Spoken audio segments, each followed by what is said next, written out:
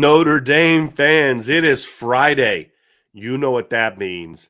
It is the Friday free-for-all mailbag. It is April 1st, and look, you will get no April Fool's jokes in this show.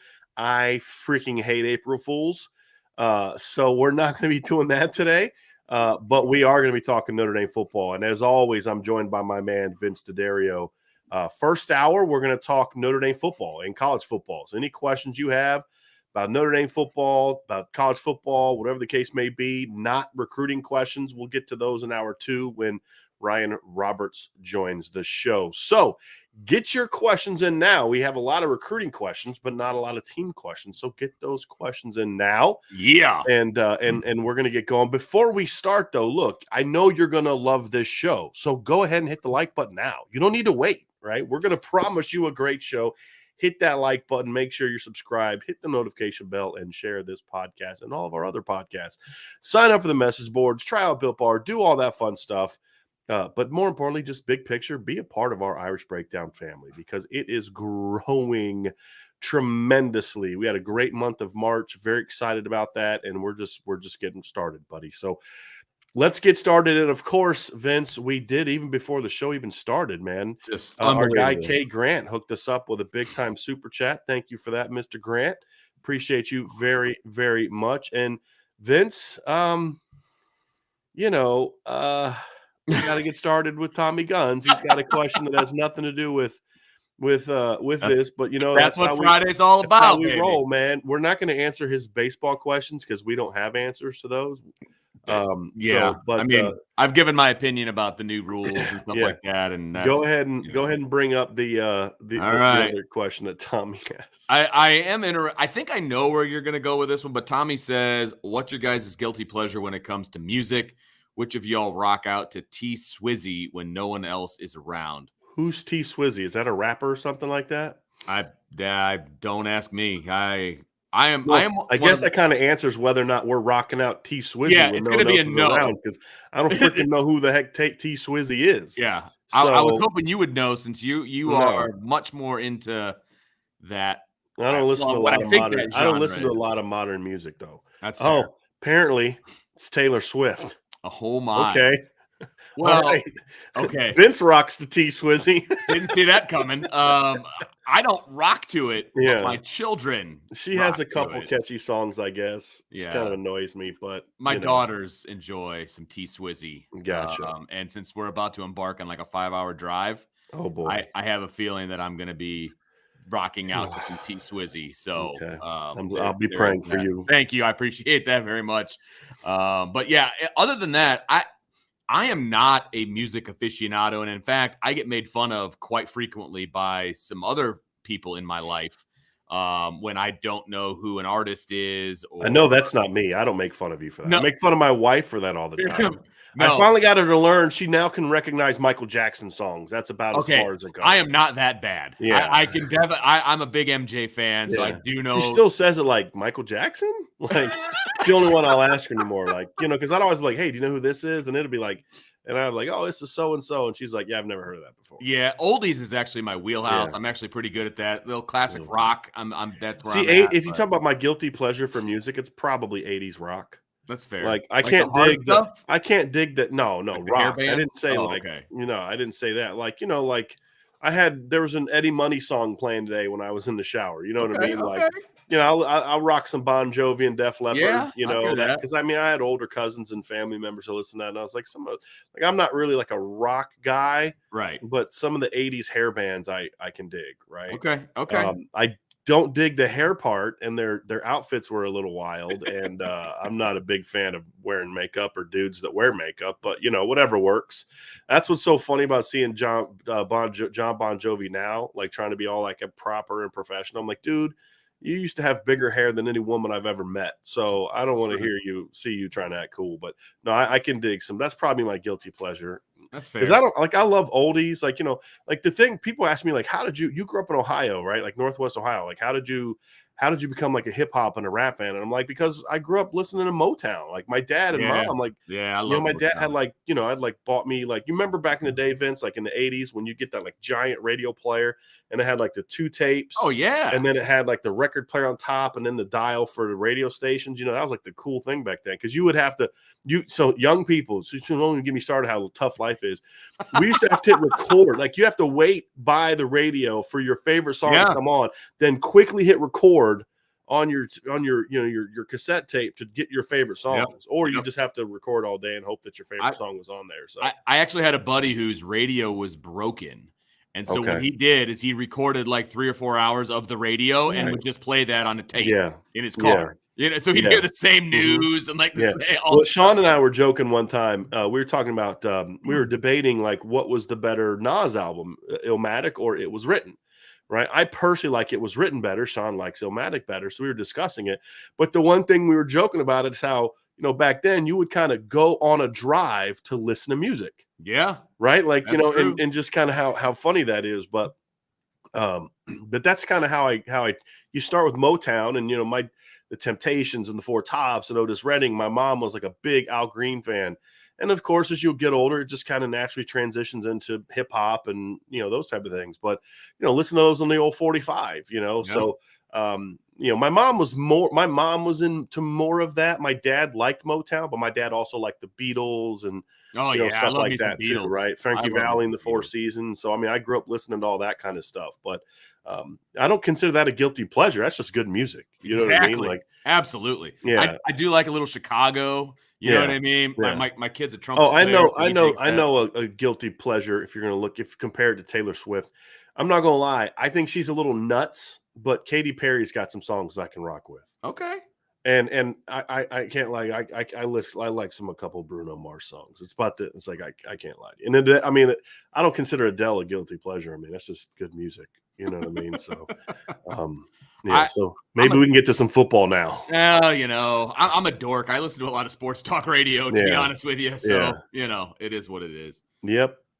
So we do have a couple of super chats. Yeah, I got one down here. We'll go ahead and get started with this one. Yeah. Breakthrough Sports Performance. Thank you very, very, very, very much. If the 2015 team and the 2017 team had the current coaching staff, do you see those seasons ending differently? Oh gosh, yes. I was going to say I was waiting for the more so 2015 than 2017. Yes. Like I think 2017.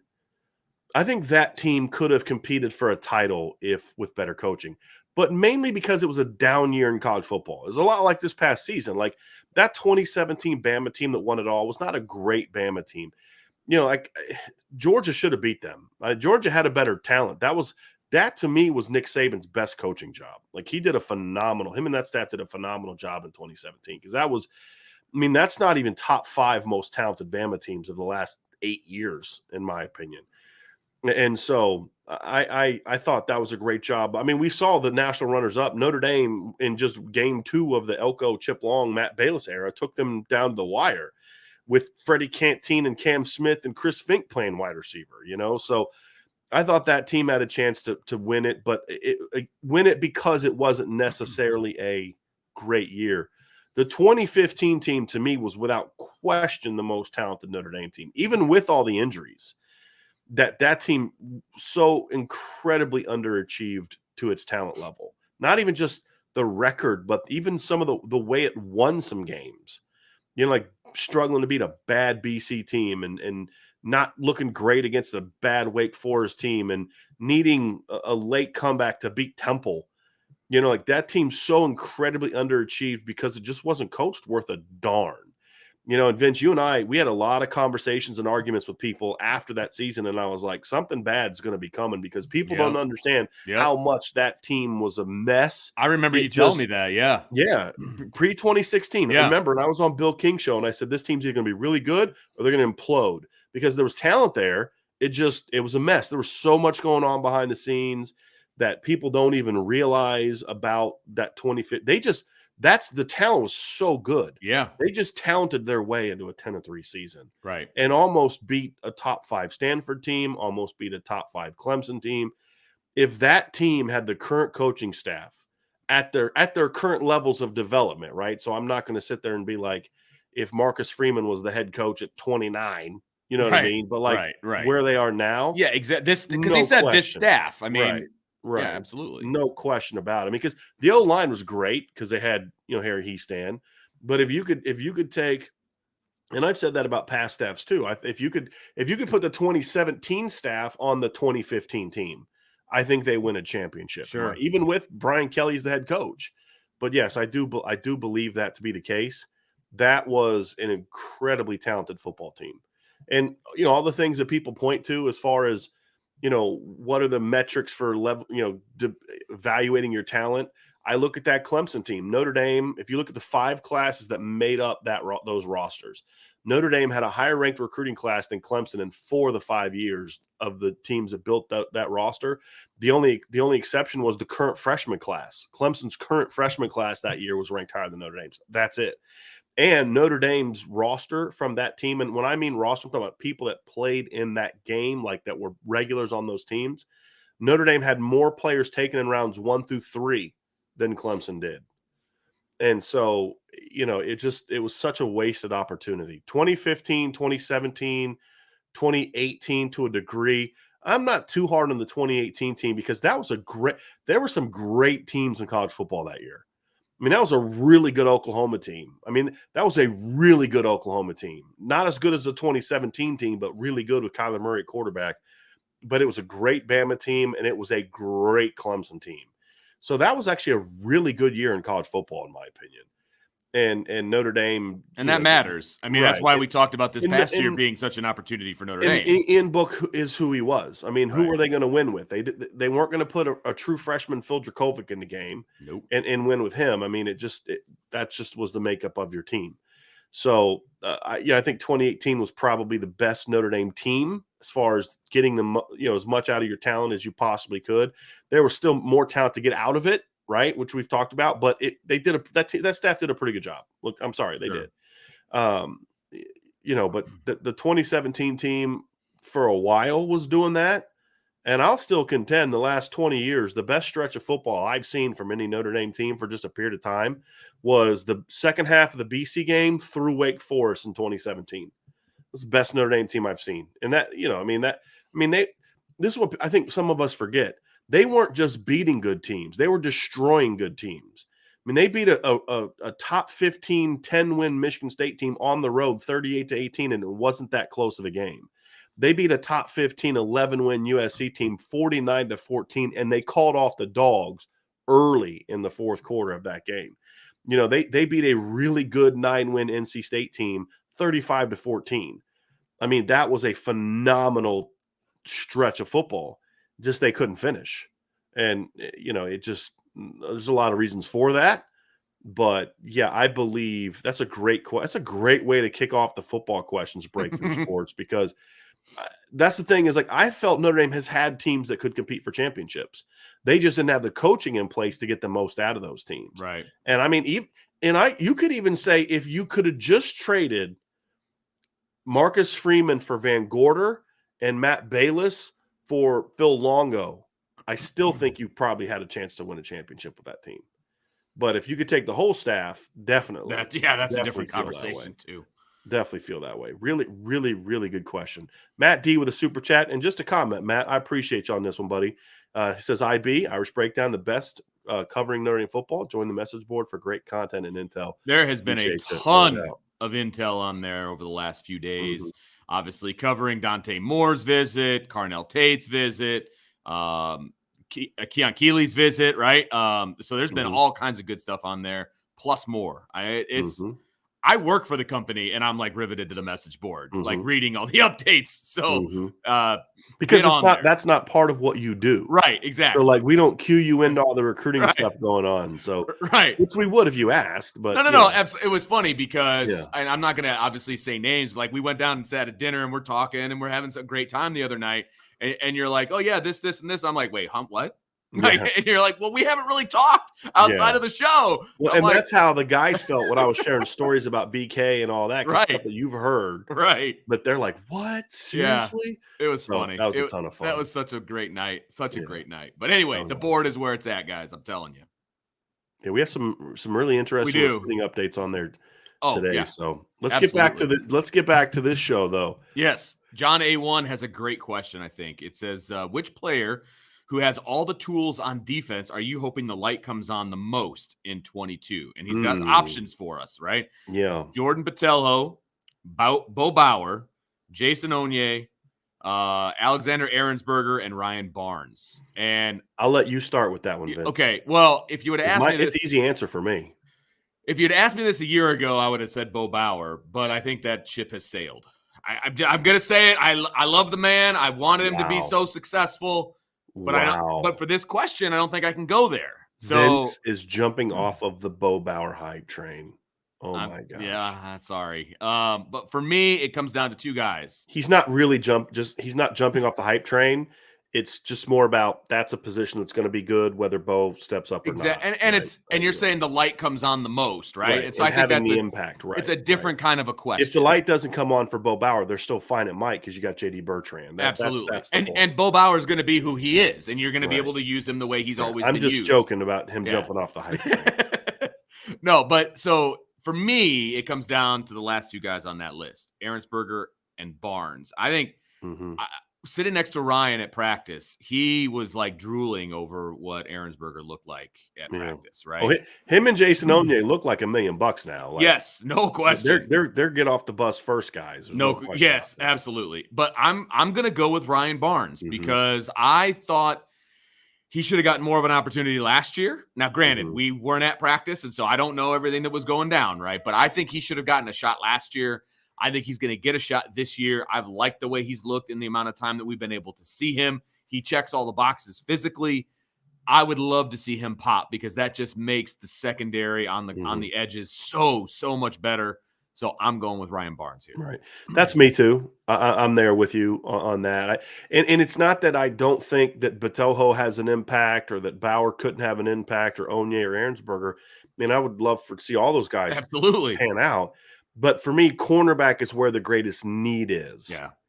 And not just – and it's not even just about like beating out Clarence Lewis. Even if Clarence Lewis steps up and has a great year, you're going to need that depth to be established there. And if Ahrensberger and Onye don't step up, Notre Dame's going to have plenty of options at defensive line. Even though today a friend of mine played a really cruel April Fool's joke on me about a couple of defensive linemen, and so I'm going to get him back for that. So they were like injured, probably. No, it was. There was a big fight, and they had this. Just like he got me. Like he's on my Billy Madison hit list. He's my friend, and I love the guy, but he's been added to the list. There's no question about it. It's just the impact it can have on the roster. If those other D linemen or Bo Bauer don't step up this year, like you said, I think Notre Dame's going to be fine. Yeah. They're going to be just fine. Now, would they help and would they make things better? Sure. Of course. Ryan Barnes is the guy to me that could the position that he plays could have the greatest impact. That's a good point. And, if you're in a situation where Cam Hart might be your shortest corner, that's an interesting, intriguing scenario to be in. So I would definitely go with Ryan Barnes on that one. And there's some interesting – go ahead, Vince. No, I was to say I'm really excited to see what Ryan Barnes can be because I just – even watching him last year in practice, I was like, ooh, he's a good-looking dude. Like, I want to see him at corner, et cetera, et cetera. And I felt like I was left wanting. You know what I mean? Right. It's like I really wanted to see that kid. And we got a lot of opportunity to see him up to this point. So I'm excited about him. We have some really interesting comments about the music.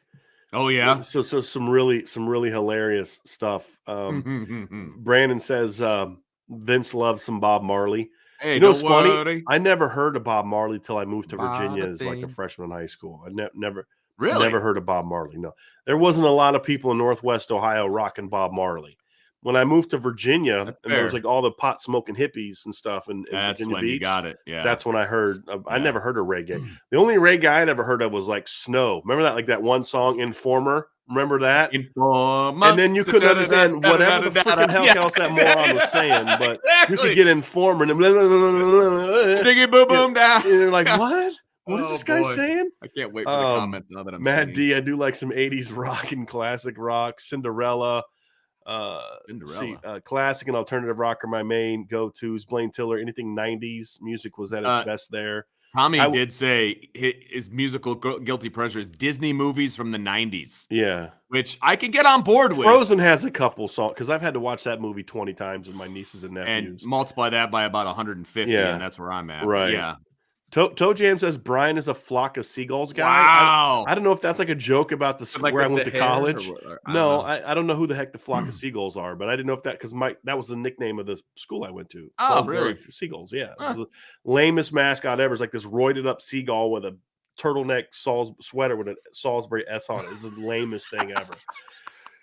But who's afraid? I mean, unless you got some fries or you're having like a picnic at the beach, I don't think anyone's really afraid of a seagull. St. Peter's with the peacocks. I mean, yeah, I guess. But at least peacocks can like look intimidating. I mean, you have a phrase called peacocking. I mean, whatever. Yeah, these are strutting around. But there's some other ones down here. Ty B says it was written is way better. I tend to agree with that. Kevon says Illmatic is a perfect album, but it was written probably has some of Nas' best verses. I think I could accept that, even though I personally like it was written better. I would not argue with that because Sean kind of makes a similar argument to what Kevon is making in regards to that, because like he likes both albums. We both like both albums. It's like, which greatness do you think is the greatest of the greatness? Is basically what that has kind of come down to. Florida Irish says Al Green is the GOAT. And here's my favorite. I just had to get this one. Well, first of all, John Mayo, Destiny Child has always been my guilty pleasure. I like that one. And then Brandon says Vince loves Duran Duran. Wow. That's some early 90s excitement there. That was middle school for me. Oh, my goodness. So there's some really good stuff there, guys. Really, really good stuff. I enjoyed that very, very much. So anyway, Vince, let's get back to some football stuff. Well, John A1 really has a follow-up to the defensive question on the other side of the ball. Okay. So same for the light on offense. And he gives us Lindsey, Tyree, Lugg, Colsey, Estime. That's an easy one for me too, Vince. I'm curious. It's Lindsey for me. Okay. See, this one we disagree on. So go ahead and explain to Lindsey. And it's not that we disagree. It's just, right. No, that's good. I put another guy higher. We should. Both are important. For me, Lindsey is super important because I think if he reaches his potential and the quote unquote light goes on, and I don't even know if I put that all on him. I think that's more. He has an opportunity for the light to go on. I'll say it's that. on him. I mean, I think there's been times in his career he's needed to. That's fair. Take football. I agree with that. That's fair. That kind of thing. But if that happens, then that makes this offense so much more explosive. Because if you have to respect what Lindsey does deep, and if he becomes a more crisp route runner, and he's doing things in the backfield, and he becomes that guy. If he could be that guy, it makes your offense so much more explosive. Mm-hmm. It really does. And then it allows your other playmakers to be playmakers. Again, not that I would love all of those guys to do that. And second place for me would be Deion Colsey. Okay. I don't disagree with anything you just said in regards to the impact that Braden Lindsey could have. Don't disagree with anything you said. The reason I'm going with Chris Tyree, and it's not even debatable for me in regards to who my other choice would be. It's debatable in regards to you having another choice. But as far as for me, there's no discussion on who it would be. It's this. It's if Lindsey gets hurt or doesn't step up, there are other guys at receiver that can do what he can do to a degree. You look at Lorenzo Styles, Avery Davis, Tobias Merriweather could bring an impact there. Deion Colsey, similar time. I mean, like he's not the kind of guy where it's like if he doesn't step up, they have nothing. They're screwed, right? It'd be nice and it would help big time if they do. Yeah. With Chris Tyree, there's no. I mean, unless you're going to go down to the true freshman Jadarian Price, none of the returning backs brings to the table what he brings to the table. And even then, as much as explosive as I think Jadarian Price is, he's not Chris Tyree explosive.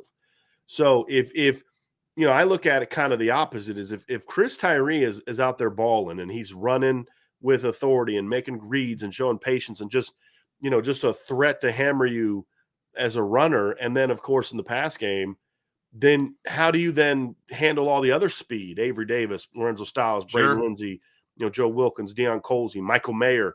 So to me, Braden Lindsey, if Notre Dame can establish a legitimate like home run ground attack, right? Where Chris is efficient and explosive, right? Because to me, that's what the light going on for Chris Tyree is. He's healthy, he's efficient, because if he's those two things, the explosiveness will come. That'll be there. It's more of the health and the efficiency. Absolutely, I where agree with you that can part. get 3 when you need 3, kind of thing. But if that's part of it, and he can be an every down back, Chris Tyree getting 12 to 15 touches a game at his best, I don't know how you defend this offense. Yeah. With Tyler Buckner running, with Diggs and Estime coming off the bench, and now it's like, well, how do you defend the pass game when you have to spend so much time on that? That's kind of where I'm coming from, Vince. Okay. On that. Although I don't think your answer is wrong. It's just, it's a different way of looking at it. I think both of these guys can be super explosive. And that's if you can get both of these guys to pop, which I actually think is going to happen. I really do, based on everything that I've seen up to this point. Oh my gosh. I mean, this offense, who do you stop? I mean, do you key on Michael Mayer? Do you key on Braden Lenzy? Do you key on Lorenzo Styles, the quarterback? I mean, the list goes on and on for me. I think that this offense is going to be super duper explosive. You are giggling like crazy over there, and I don't know why. Jason Krapek says, "Pray for me today, IB Nation. Today, I officially retire from my reproductive career and will be undergoing the old snippety doodah." I love that at the end, the snippety doodah. Yeah, you definitely be in our prayers. I still remember when this happened to my dad. So my dad, Vince, you've met him, big guy, tough guy, toughest man I've ever known. First time I saw my father cry was at his own dad's funeral, right? But he was such a freaking baby when he had this. Like, I remember walking down in the basement because we had like a TV down in the basement. That's where the Nintendo was. Yeah. And he had like a blanket on, and he still had like his hospital socks. Those ones with the bottom. With the little padding, with the grip. It's got the grip. Yes. So I'm praying for you, man. Not looking forward to that. Sure Not looking forward to that. I know it's probably in my future at some point, but yeah. Yep.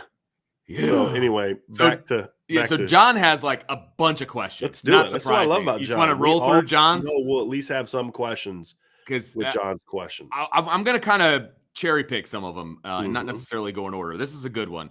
Injuries happen every year. Do coaching staffs build in contingency plans in case a pivotal player is knocked out of play for an extended period of time? It's a great question. It's a great question. You don't necessarily specifically have a contingency plan, meaning like, okay, here's our call sheet, and if so-and-so goes down, we go to this. It's more about just making sure you have other guys prepped. Yes. Right? So your contingency plan is, your starters get 60 to 70% of the snaps, and your backups get the other, 30 to 40% of the snaps. And it's about knowing that, okay, this is what these guys do well. So like if, let's say Deion Colsey's your boundary receiver, and you've got a package for him because he's 6'4", or 6'5", 207. He'll probably be 210 by the time the fall starts, and he's doing things that nobody else can do, and he goes down, for example.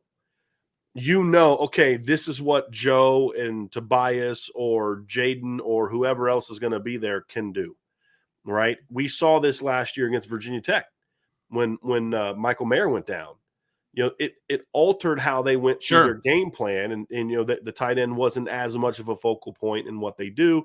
I actually thought George Takis played well that game, caught one pass, probably could have caught a couple more if they would have keyed on him, but there was like a bit of a contingency plan, and I think in that instance, it really didn't work that well. Like, I don't think they really adjusted all that great. It wasn't until Tyler Buckner came in and provided a little bit of a spark that they really started to get things going. But I think that's really what it comes down to is, okay, when Logan Diggs is in the game, here's what we're relying on. When Audric estimates the game, here's what we're relying on. So if you lose Chris Tyree for a stretch of time, you know what the package is for those guys. Yeah. And then you rep it, Tuesday to Thursday and walk through it on Friday to make sure everybody's on the same page. So that really is what the contingency plan is. I think the only place where you may have, John, to your question, sort of a legitimate contingency plan, meaning we have this on the place sheet, is if you lose your quarterback. Yep, that's exactly right. Your backup is a younger guy. Right. So like, or a different style guy. But see, I don't think like with this year, for example, let's say Tyler Buckner's the starter. Yeah. You have your game plan, and Drew Pine, and he goes down and Drew Pine comes in. All you do is alter. Okay, we're not calling the design runs anymore, but the rest of the stuff you can still call, right? It's just maybe a tweak here, a tweak there. Sure. I'm more thinking of like, let's say 2019 when Ian Book was the starter and Phil Jerkovic was the backup. there was going to be a big difference in what Yes. you were going to call when Phil Right. came in the game. So you were going to Exactly. have sort of like you should have anyway. I don't know if they did, but you Well, should he have should had have, yeah. like your Phil Jacobic package. Yeah. That if he has to go in, this is what we're going to. And there's some And this is what overlap, we've read. obviously. Like if you do the Venn diagram, right? You're There's still some going to have the inside zone, there's yes. overlap of what they can do, but then there's other things that, it's going to make the offense look different. Absolutely. Right. No question. And it's a really good question, John. And that's the key as a coaching staff. Look, you go through, and that's been the fatal flaw, honestly, of other coaching staffs at Notre Dame and other places, high school level as well. All they do is practice their starters, and everybody else is on the sideline just kind of standing there taking up space, right? So you have to know, okay, well, here's our depth chart, and if so-and-so goes in, you do have to alter kind of what you do. It can't just be a plug and play. Well, like, if this kid goes down and we put this kid in, we can still run everything that we're always going to run, and that's what we do because that's who we are.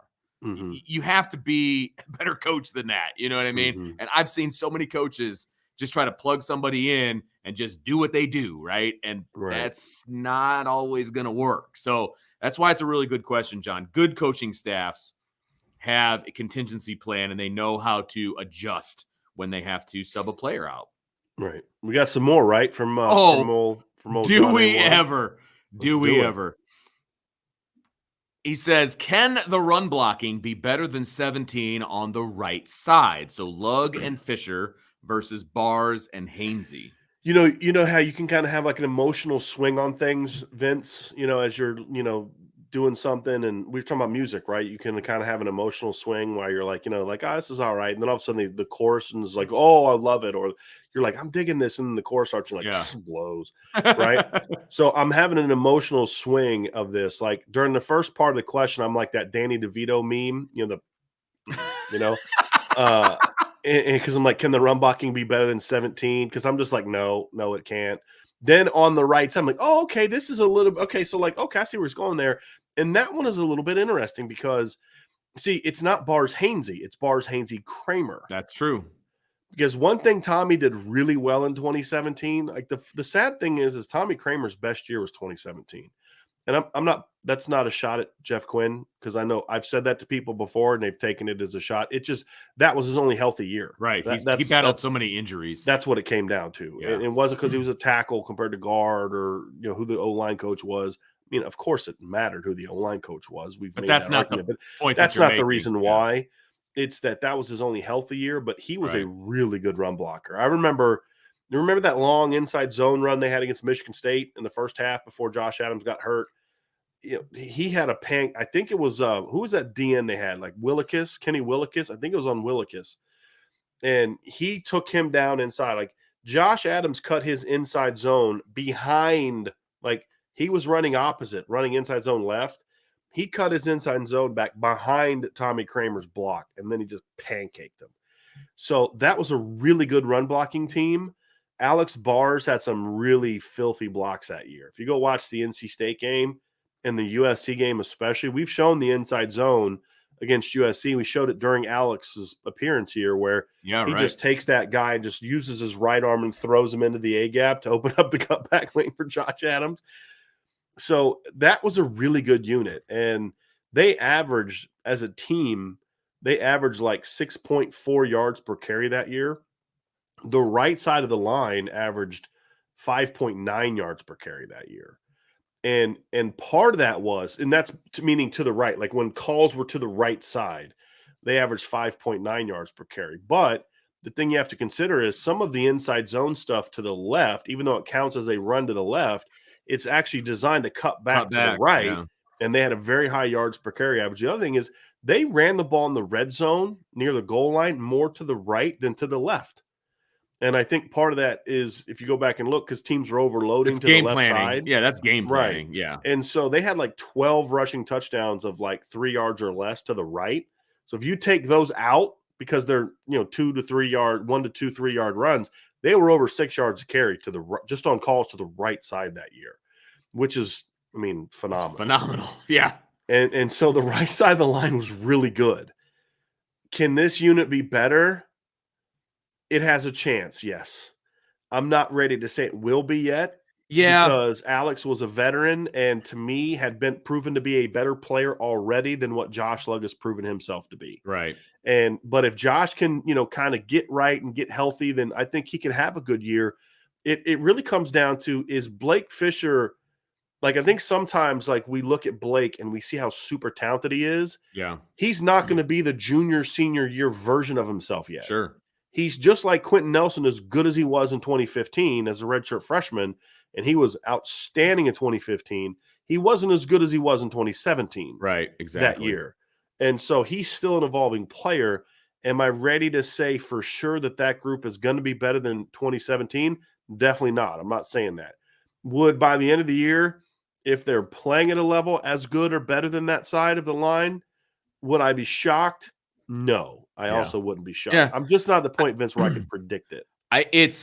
There's two reasons. You mentioned one with Fisher being young still. I mean, he's got what, 2 games under his belt in college? 1.5. I mean, yeah. So he got hurt in the first half against Florida State, He's going to be great, okay? But I'm not ready to say he's going to be great in 22, right? I mean, maybe he will be, and then that would be great. And what I saw of Josh Lugg in the spring, he's not there yet. Do I still think he's a better guard than he is a tackle? I've been saying that forever. Like I've always thought that he was a better guard than he was going to be a tackle. And so I think he's back where he belongs. Right. But it's still a bit of a transition going from tackle to guard. And he's not there yet. And even if the transition is smooth, Vince, it's not to say he's going to be a better player than Alex Bars. Alex Bars that's a good point. He was a really good football player. And if not for an incredibly devastating knee injury, I think he's a day 2 NFL draft pick. I really do. But it's just, he was so good in 2017. And he was off to a great start in 2018 until the knee injury. It really comes down to, can Blake Fisher be that much better than what the tackles were in 2017? And that's going to be tough. Yeah. So is it potentially, could it be better? Yes. Sure. Am I predicting it? No. Is there a long way to go to get there? Absolutely. Yes, but absolutely. The fact that we didn't just of course not. Yeah. I think says a lot about how good that group can be. Because if he would have said, could it be better on the left side than, Quentin and Lynch? You had to kind of laughed at him. And it's tough. Okay. That's April Fools. Yeah, I love Joe Alt. I love Andrew Kristofic and whoever. But come on, man. And look, no one wants Josh Lugg to be successful more than I do or we do. I love his Josh. Parents and Josh. Right. Where he stand. But other than that, correct. I'm telling you. And Chris Tyree and Logan Diggs and Logic Estimate. But other than that, Vince, you're spot on. You know what I mean? I would love for him to be successful. I don't want him to go out. I didn't want him to go out with Josh is a good kid. The 21 performance. Yeah. Right. Yeah. So I think he was playing out of position, in my opinion. Right. And I don't think he was coached well. Yeah, and I don't think that's fair. You know what I mean? So I want him to go out with a dominant year. I agree. I like Josh. I'd like to see him have a good year. Yes, absolutely. I would. So I want to make sure I got that out there. Here's a really good one from John. Okay. We're going back into the coaching aspect. Brian, if you were working on a game plan against the Notre Dame defense, what or who would you attack first? I mean, this is an easy one first. I'm finding ways to get favorable matchups against Clarence Lewis. And this isn't a shot on Clarence. It's just, that's what I would have said too. That was my exact. But here's the thing, John, and I'm gonna give a bit of a cop-out answer and then try to answer it in a certain way. I can't answer that question because I don't know what offense are you giving me? Are you giving me the Notre Dame offense? Are you giving me the, and because what that means is I got to know what my personnel is. I can't say, hey, I'm going to attack Clarence Lewis. But what if I don't have the personnel for that? Right. What if my personnel is better suited to attack other areas? So I'd have to know kind of who I'm coaching and what my offense is personnel wise. What kind of quarterback do I have? Right. But let's just say I had recruited the offense that I want, and my personnel was where I wanted it. There's really 3 matchups that I'm looking to establish. Number 1 is I'm looking to find ways to get my best guy against Clarence Lewis. Number 2, I'm going to try to find ways to get my slots and my tight ends and matchups and down the field against Jack Kaiser in the pass game. And then in the run game, I mean, based on where Notre Dame is right now, I'm basically going to find ways to out leverage you to your strong side, meaning your nose and your big end, because I'm not trying to run at Jason Adamiola and Isaiah Foskey. They're going to be on the same side of the field based on the way Notre Dame has run its defense, because Jason's the 3 technique and Isaiah's the Viper. The Viper and the 3 tech tend to go together. So right now, my bigger question is the nose and the big end. So I'm going to have to try to find ways to somewhat, neutralize that backside, meaning Adamiola and Foskey, and then the other Adamiola when he's in the game, and say, okay, I'm gonna design my run game to kind of run at that right side of the line, meaning my right side, the Notre Dame left side, basically, if we're on the boundary, or so it'd be a lot of field runs. And that's a bit of against what a lot of teams do. A lot of teams tend to be boundary oriented with their run game, which we discussed yesterday, which I've never really quite understood, but it is what it is. You and I have had that discussion before, by the way, and it always kind of befuddled me as well. Never understood it. Yeah. I mean, some stuff I understand, it's numbers and all that kind of stuff, but yeah, that would be the three things that I would probably look at. And then the other thing too is some of my stuff in the run game is going to be designed when Bo Bauer's in the game is going to be designed on I'm stretching and making Bo make a decision. Yep. Because I feel like if I can get him to make enough decisions, and we saw this in the bowl game as well, eventually he's going to make a mistake and I'm creasing you. And those were my two. It was Clarence and Bo. Those are the two guys that I would attack, and in various ways, obviously. But yeah, those are the two guys that I would attack. For the reasons you just outlined. So, well, you really have jumped off the Bo Bauer hype. Well, again, I think this defense is going to be really good, but I think he could potentially be a weak link. That's all I'm saying. But that says more about the other guys around him and how good I think they're going to be. I think than it does specifically about him, if that makes sense. You know what I mean? Like I just that's what I would do. I mean, yeah, I'm not off. I'm just hanging on. Okay. Here's one more from John. This is kind of a fun one. If you got to play for Notre Dame, what jersey number would you want? John's going with the classic 3. You were 7, man? 7, yeah. I mean, I'm a John Elway fan. I wore 7 in college. I wore 8 my freshman year, because 7 was being used by our starting running back, so I went 8. But, yeah, I never had a non-single digit in college. So I'm just – that's how I rolled, man. You were single digit. Me, when you start as a freshman, you kind of get dibs on, what number you want. So then when I transferred to Salisbury, I got 7. So I was happy about that because that was always the number I wanted. Okay. I was always an 11 guy. That was always my number. Barry Larkin, baby. Then that was Damon Berryhill. Catcher for the Braves. For whatever reason, I loved watching Damon Berryhill back in the day because I was a catcher. And he was number 11. So it was always number 11 for me. And then when I got to high school, I was 11 for baseball. 21 for football, which tells you a lot about the triple option offense we ran since I was a wide receiver. Hey, man, one of my favorite actually, there's been a couple, but one of my favorite all-time receivers in Notre Dame was number 21, Most Oval. Yeah, absolutely. My favorite Notre Dame receiver of all time was number 20. Actually, some of the best Notre Dame receivers ever have worn in the 20s. Were in the 20s, yeah. Rocket, Golden Tate, Most Oval. So good point. That's a good point. Shut your blasphemous mouth up, Vince, talking about receivers in the 20s. That's great. Well, and now for as a coach, I wear 21. So I just kind of kept that train moving. There you go. So we have a couple more comments here about our people assuming they know what Vince's guilty pleasure is. Nickelback. Quinn Gibbler says Vince likes Nickelback. I was going to say which Nickelback song, but they kind of all sound the same. Matt D says Vince equals Vanilla Ice. Ice, baby. Bob's an idiot is coming to your defense with your Duran. There's nothing wrong with Duran.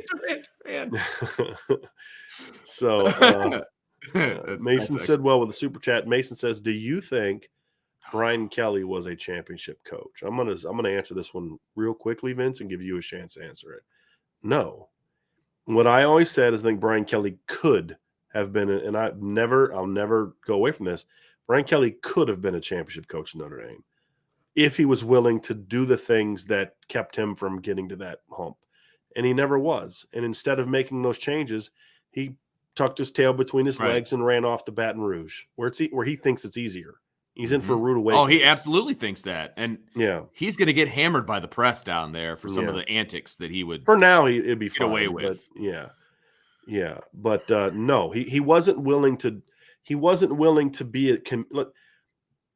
People say, "Oh, he look at all the things he accomplished in the past," and that's why I was a pro Brian Kelly guy for a long time. But the reality is, the guy that did what he did at Grand Valley and the guy that did what he did in Cincinnati, that guy wasn't at Notre Dame for a while.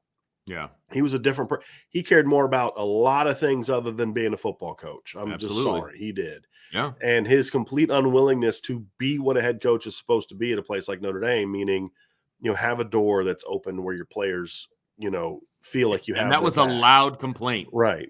Feel like they have your while. back, make the tough decisions. Don't always make it about you. Right. And that's the thing that you want to talk about. The biggest complaint that players had there's been many from the conversation I had. It's like when everything went wrong, it was always our fault. Yeah. It was never his. He was good at that, though. He was great at that. He was He's real a master at that. At shifting the blame. Right. It's not that we called 57 pass plays in the hurricane. It's Sam Mustafer can't snap in a hurricane. That's the problem. Right. It's like, okay. So, no, he wasn't. Could he have been? Yeah, he could have been. He had the potential to be that. He just wasn't willing to get out of his own way, and he wasn't the same coach he was early on.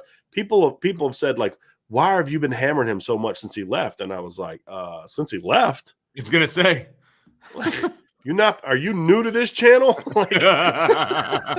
And look, there were nuanced ways in which you could hammer the current head coach, but we're honest about things. Now, have more things come out since he left?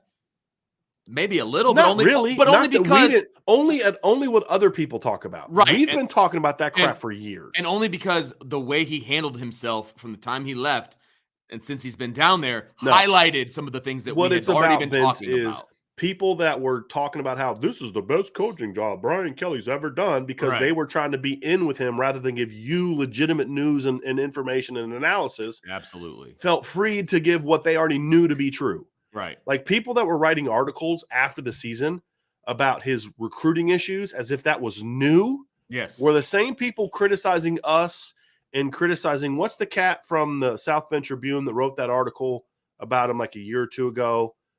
Good guy, young kid, did recruiting for them. What was his name? Carter Carls? Carter, yes. Carter Carrells, right? Isn't that it? Carter Carls. Okay, yeah. Carter wrote that article, and he got hammered for it. And we complained about Brian Kelly's lack of recruiting prowess, and we got hammered. Oh, you're jealous. The flack that I caught with the media, with fans, because of – and then all of a sudden when he leaves, those same people that were on the BK hype train that were talking trash about us behind our backs because we were hammering Kelly, were then trying to jump on board and get that anti-Kelly sentiment, and like, oh, this was going on. They knew that the whole time. Of course they did. They didn't want to, what we decided was I care more about being honest and giving people honest analysis than I care about whether or not Brian Kelly likes me and whether or not the staff was going to try to freeze me out. I didn't care. Right. Because I've always said, Vince, I'm going to go to bed at night and be able to put my head on the pillow and know that I put an honest day's work in. That's how I was raised. And I'm not kissing Brian Kelly's butt, and I'm not kissing Marcus Freeman's butt either. Right. The reason I'm praising Marcus Freeman is because they're doing the job right now. And if Marcus Freeman stops doing the job the way he's supposed to, and if 3 years he's no longer a relentless recruiter and he decides he likes golfing and likes handshakes and likes being paid for speaking engagements more than he likes being a football coach at Notre Dame, he'll catch my wrath too. Right? Because at the end of the day, if you're not doing your job as a football coach at Notre Dame, you're cheating the kids. Absolutely. This is their one shot to have a career. And I know what it's like as a player to have that taken from you because of things that are outside of your control.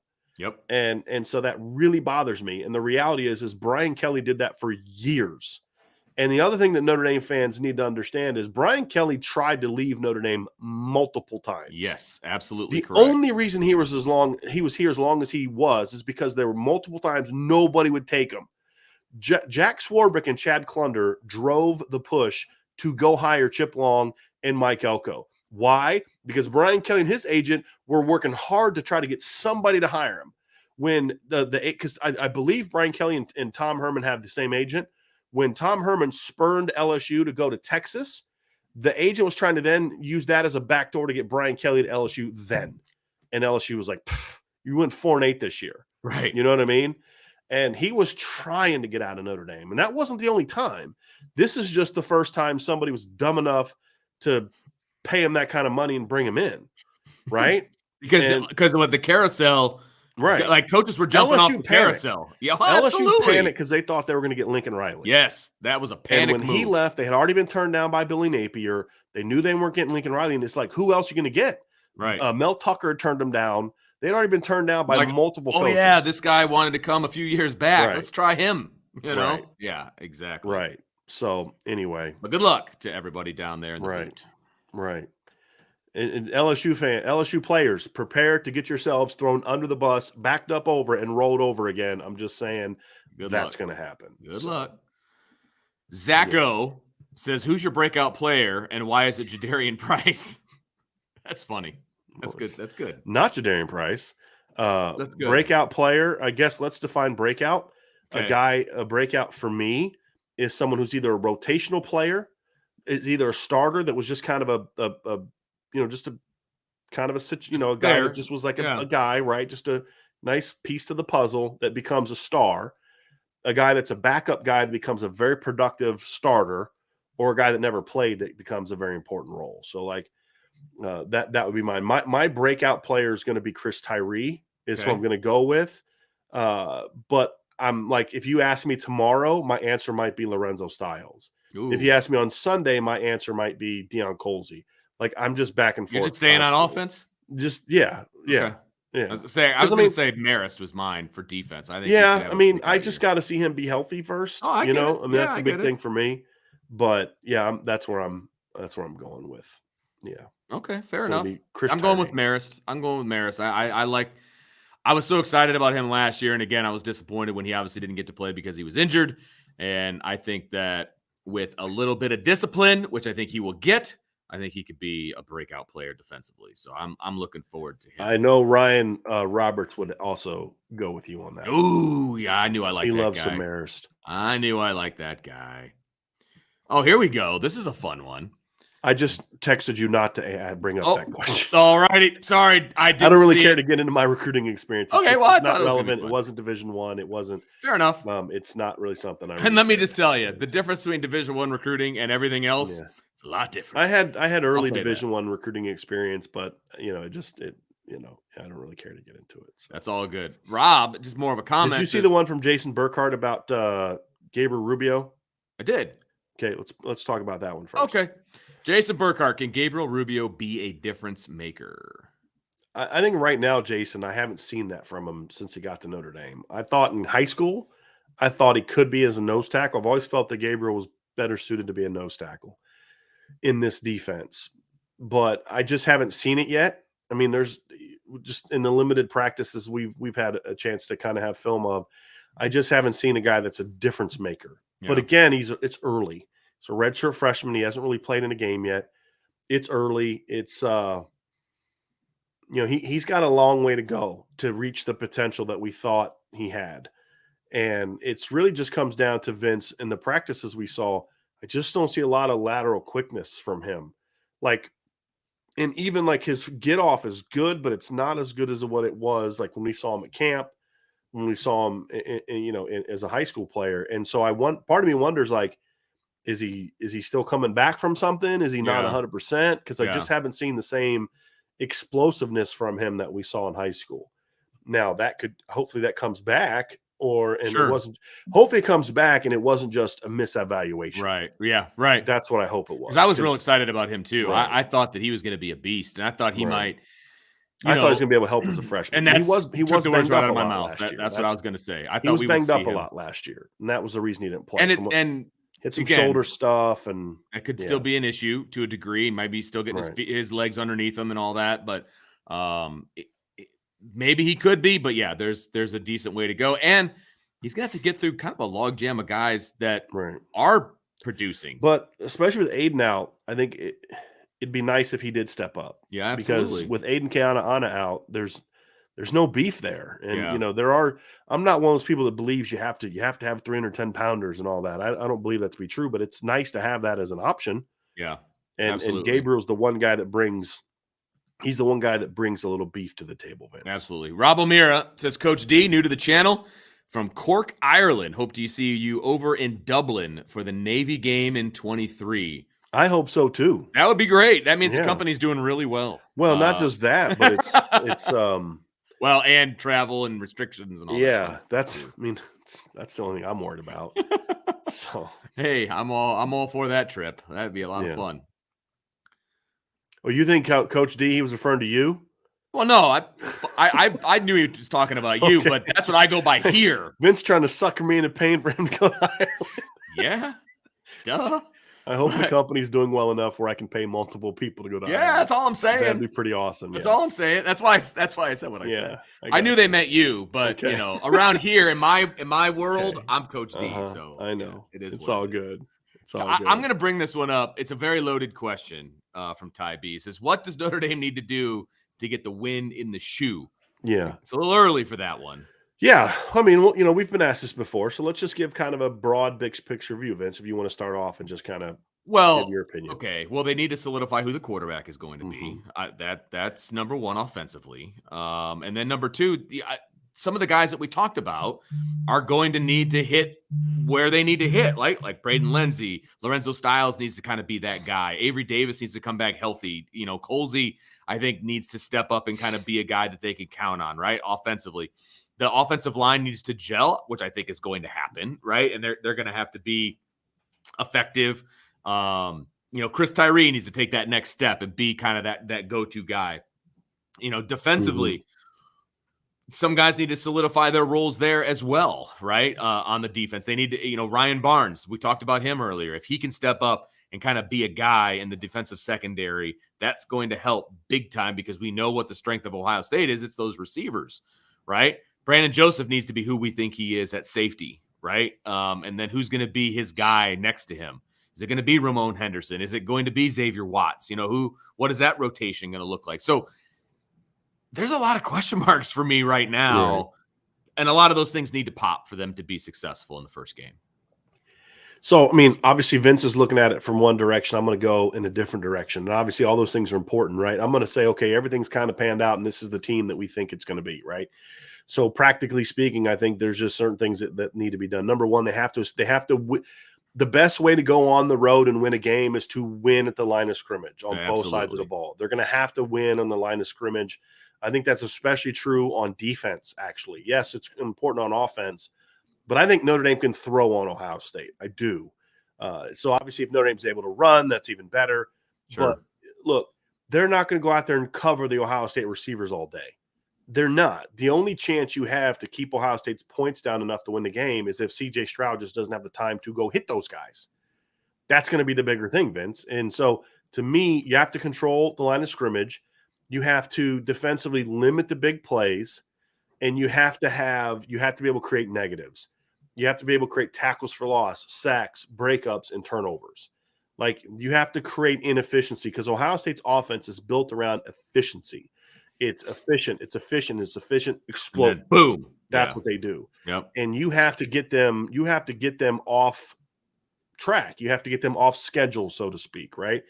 And then offensively, on top of controlling the line of scrimmage and protecting the football, because turnovers suck, but they especially suck on the road, you need to have a fast start and you need big plays. Yep. That's the thing is if you're going to have a hard time coming from behind in that game. You're going to have to jump out on them early and either match them point for point, or if your defense is playing well, jump on them and gain some separation and hope to hold them off, which is a lot like what Oregon did. I mean, that was the recipe for Oregon, right? Yeah. Oregon dominated Ohio State in the trenches in that game. They never let C.J. Stroud get going. They never let the run game get going. And even though they put up some yards and points, they created enough inefficiency that Ohio State just couldn't score enough to win.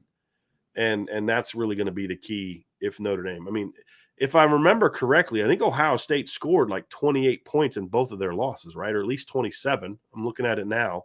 I mean, it's not like they lost 17-14 last year. They lost 2 games. They lost 35-28. Yeah, and 42-27. So, you're going to have to score to beat them. Yeah, absolutely. And that's been Notre Dame's problem in big games for decades has been when they play in big games, they just can't score. Right.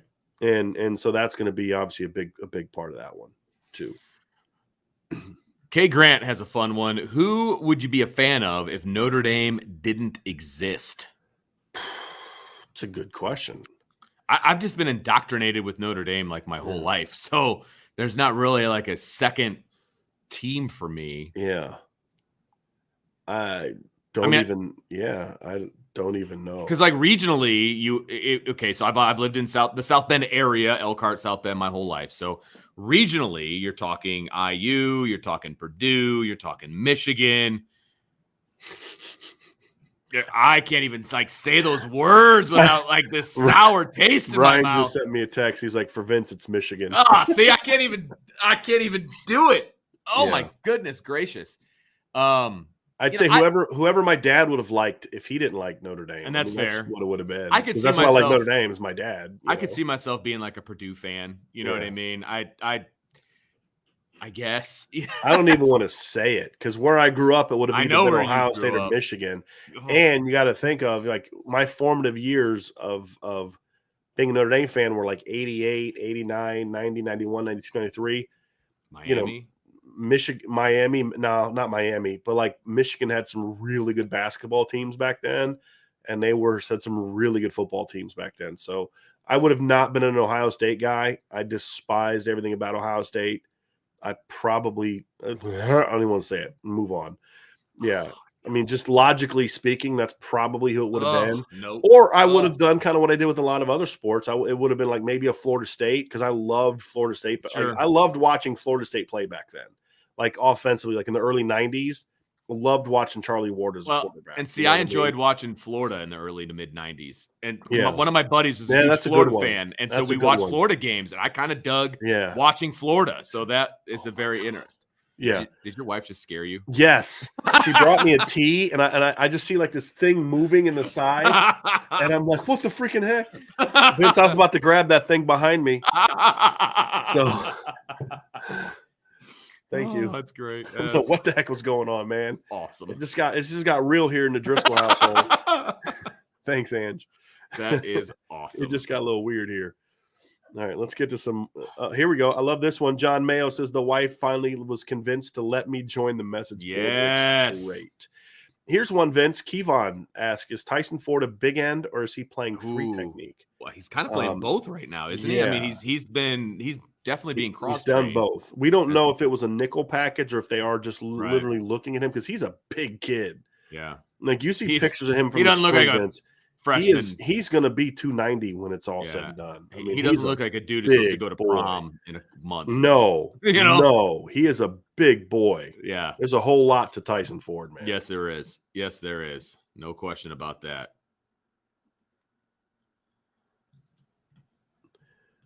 Yeah, we're glad.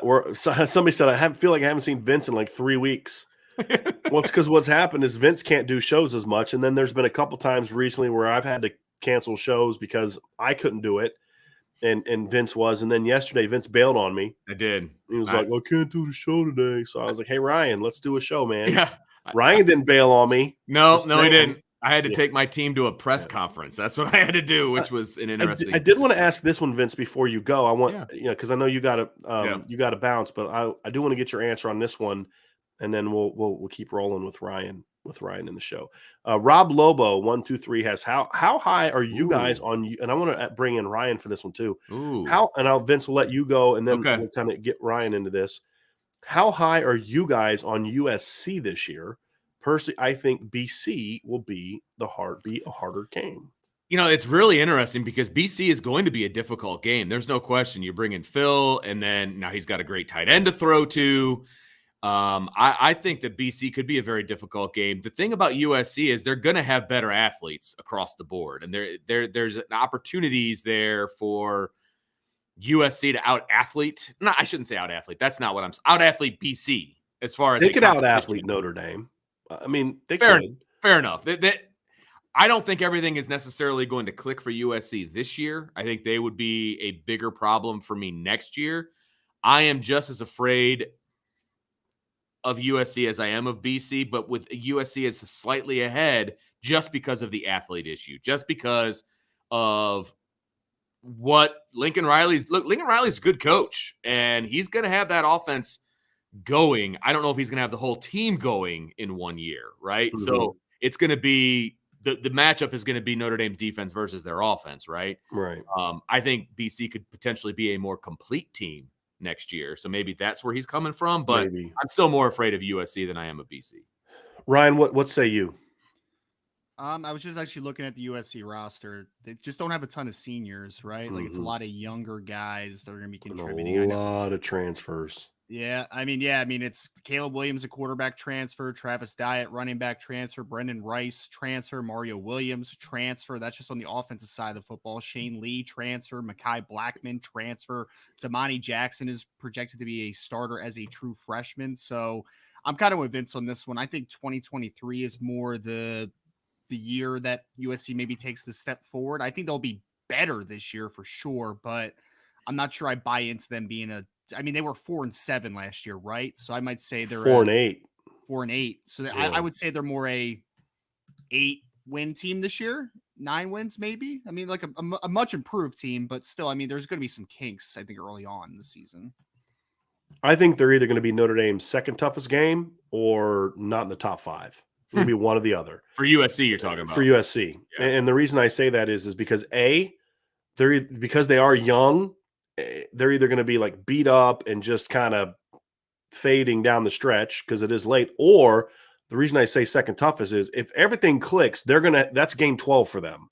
They're going to have a lot under their belts, right? So if everything clicks and they're healthy and the offense is kind of playing it to its potential, and Lincoln Riley's able to kind of get them rolling right away, which we've seen turnarounds like that before. Notre Dame went from 4-8 to number 3 ranked team in the country in November, right? But they faded down the stretch.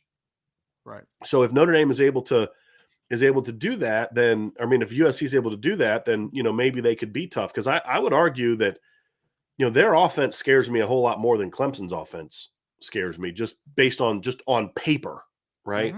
Now here's the problem with USC. The reason it's a concern is because the matchup of, I look at Notre Dame's defense of what we know of it now with the question marks at receiver, and then say, well, okay, Cam Hart can take out Brendan Rice, but Clarence Lewis on Mario Williams is not a matchup I'm overly fond of right now. Or, Clarence Lewis against Brendan Rice or whoever else. So I think that matchup concerns me a little bit. But then I keep coming back to the idea of, but which matchup would you be more concerned? Which matchup would you be most focused on if you were USC? Mario Williams against Clarence Lewis, or whoever your tackles are against Isaiah Foskey, right? Because that's the flip side of it is, and all those transfers that you just went through, not a lot of offensive linemen in there, and their offensive line was a mess, and their defense was a mess, but they can outscore you. BC does not have the talent overall that USC does. They're going to be a better coach team, and they're going to be a harder, like a more physical team, which in November is the thing that concerns me more than the fast team per se, is that physical team that can wear you down. So I could see BC being a harder game. If I were to predict, I would predict that USC is not going to be that team this year, right? Because when Notre Dame had its turnaround from 16 to 17, Ryan, they did so on the back of the best offensive line in college football. USC won't have that. And although their record may be good by then, because the Pac-12 is not great, I don't think they're going to be a great team. So yes, and then you talk about, on the road, Notre Dame tends to be locked in and focused in those situations, where BC, it's senior day, you've got all these distractions, you've got all the stuff going on, and then you've got the storyline of Phil Dracovic and George Tack is coming back and all this other kind of stuff. This should be Phil's senior day at Notre Dame, all this other kind of stuff. I could see for some distractions there, to be completely honest with you, that also factor into, to why that game concerns me a little bit. So, Ryan, we're going to just do some team and recruiting stuff, as you know, but I did want to get a couple of the earlier recruiting questions in there from Jojo Pineda. If Notre Dame lands Jason Moore, do you think they still go for Boubacar Traore? Yeah, I think so. I mean, there's been a conversation, obviously, on the staff whether you're going to take 5 defensive linemen or not. But I think that my opinion on it is that they would push it to 5, and I think Traore would be. I mean, he'd definitely be a fit inside, because obviously you're projecting one of Jason Moore or Brennan Vernon may end up interior long term, and the other one in theory is the strong side defensive end. I think Traore could be a guy that may be a 3 tech, but also he could be that one gapping nose down the line, So yeah, absolutely. I think that Traore and Moore would both be in the plans if they can grab both. I know that there's people in Notre Dame, like you said, Ryan, that want to bring in both. The debate is, if you can only bring in 4 linemen and you bring in Boubacar, then the question is, who plays nose? I think that's the debate they're having, because you have to practically say, okay, we got 4 guys, but how do we line up, right? Can we line up with all 4 of those guys? Personally, I feel like between Boubacar and Brennan Vernon, one of them is going to have a big growth spurt that's going to allow them to play nose in this defense. So to your point, I would push for 4. And then I would take both of them, and then I would say, okay, if you want a nose, let's get 5. Because I'm fine. I would make room for a 5th defensive lineman in this class for 2 reasons, Ryan. Number one, it's a really good year for defensive linemen in pro Notre Dame areas, and you've got to take advantage. Number 2, I think that the interior defensive line recruiting hasn't been great in recent seasons. And, I think they came up short in numbers last year. They came up short in numbers the year before that. And so to me, if you've got this year where there's a bunch of these 6'4", 6'5" guys that just love you, load up. We've seen that pay off for Notre Dame in the past, AKA the year they brought in Dalen Hayes, Julian Aguara, Khalid Kareem, Adi Takumba Ogundiji, and Jameer Jones all in the same class. 5 guys that all played in the NFL. So, yeah, if I could bring in 5, I would. Will Notre Dame be able to make that happen?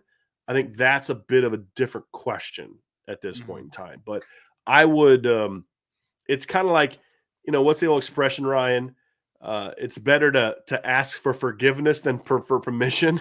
100%. If I'm Chad Bowden and Al Washington, I'm taking Boubacar if I can get him, and then saying, sorry, we can't go back and tell him no now, right?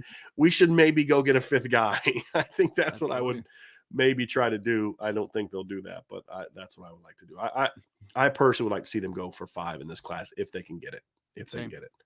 Crazy like a Foskey. This is a good question, Ryan.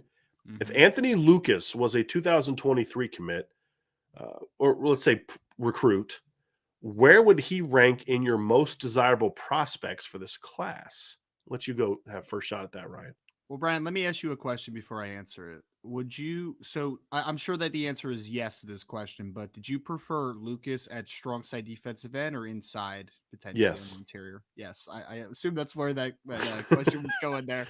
No, I look at him kind of a lot like I look at Jason Moore, like, Brennan Vernon. Like, I think they can both play end. And I thought Anthony even had more edge ability than they did. But at the same time, I thought he also could have been elite, a Jason Adamiola better version, even, bigger version of Jason Adamiola as a 3 technique also. So I thought, where's Anthony Lucas going to play? Wherever you can get him on the field the fastest. So if that answers your question. Yeah, it absolutely does. I would say for me, just based upon what I saw of Anthony Lucas last year, I think that he's right in the conversation with Jason Moore as far as who's the defensive, like who's the next defender that I would love to get on board. Because, obviously they're in a good place right now with Samuel Mpemba. They're in a good spot with Jason Moore. They seem to be trending in the right way for Jaden Osbury. I think that Lucas, it's definitely in the top 4 defensive linemen that you want in this class without a question. And you can make an argument for me. Obviously, I've seen more of Jason Moore than I have in Anthony Lucas. If you want to tell me that you prefer Lucas over Moore substantially or just by a hair, whatever it is, I consider them kind of in the same caliber of player, though, at least in my opinion. I ranked Anthony Lucas higher. I had Anthony as a 5-star recruit. But I have Jason Moore as a top 50 recruit. And that's based on, and again, I had more data with Anthony Lucas because I saw him through his senior year. And as a junior, I had Anthony Lucas as a 4.5-star guy, similar to where I have Jason Moore. I think for me, Ryan, it would come down to what you feel your needs are. And in this particular year, I think the need is more for a guy that wants to play inside as opposed to a guy that wants to be on the edge. The issue with Anthony Lucas was he was convinced that he was an edge player only and was somewhat resistant to the idea of moving inside. Jason Moore embraces the idea of moving inside.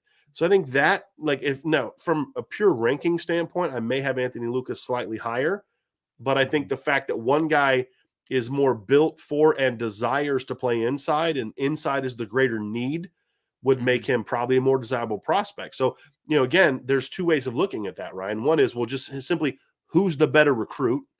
Okay, that's debatable.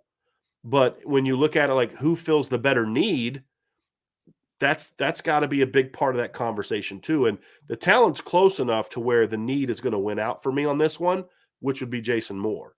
But if we're just talking about who would have been higher ranked as a prospect coming out, it would have been Anthony Lucas, who I thought was just a really special player.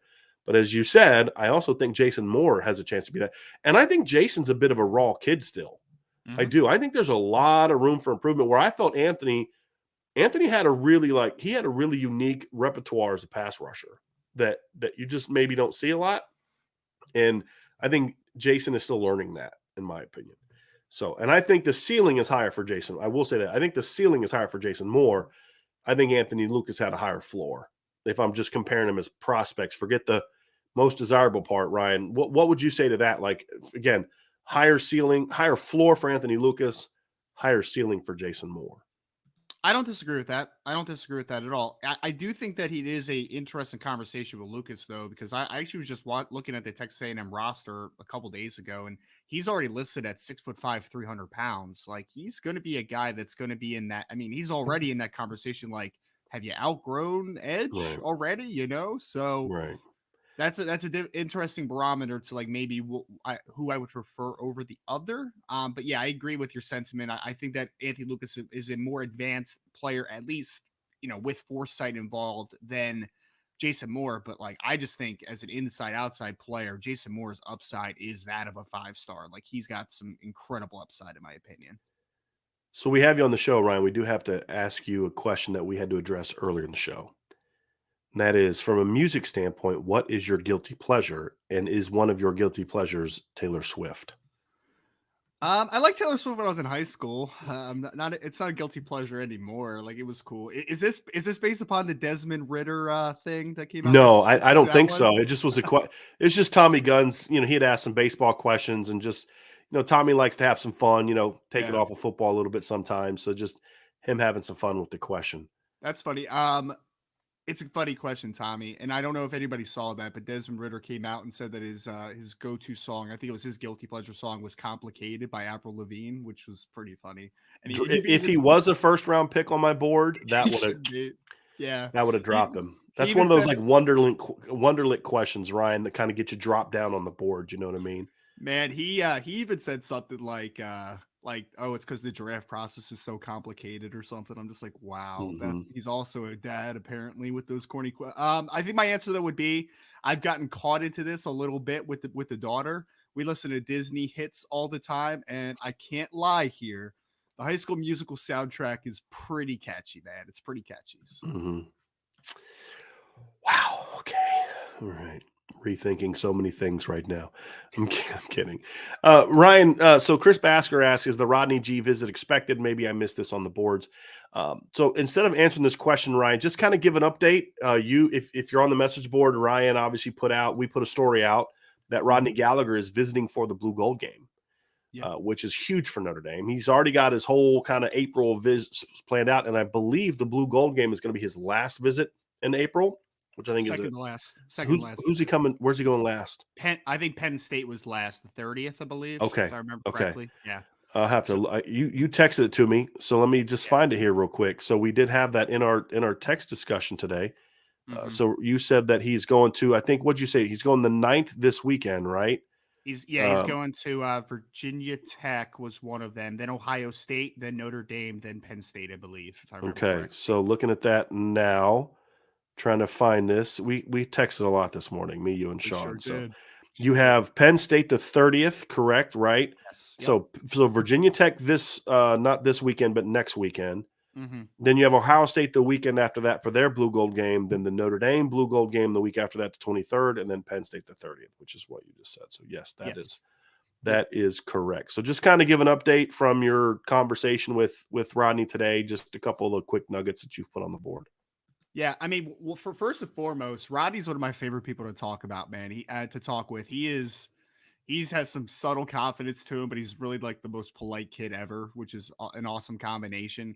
But like you said, he's started to really schedule these visits because he obviously is now off of basketball season. I think their season ended the 15th of this month, so he is now ironing out these visits, and he's got a crazy visit schedule ahead of him. I asked him, Brian, this is a direct quote. I said, who have you been talking about? Who have you been talking to on the Notre Dame staff the most? And he said, everyone. I'm like, nice. What exactly does that mean? He said that they call him every single day, and a new coach calls him every single day. So this is not a main recruiter, secondary recruiter type of deal. This is a collaborative effort. They have clearly made Rodney Gallagher a high priority in this class, like we already knew that he was, right? But he is definitely a guy that Notre Dame is excited about. This will be Rodney's first visit on campus for the Blue and Gold game as well. And luckily, I'll also be on campus for the first time for the Blue and Gold game the same day. So I'm excited to hopefully meet Rodney a little bit, talk to him in person for the first time.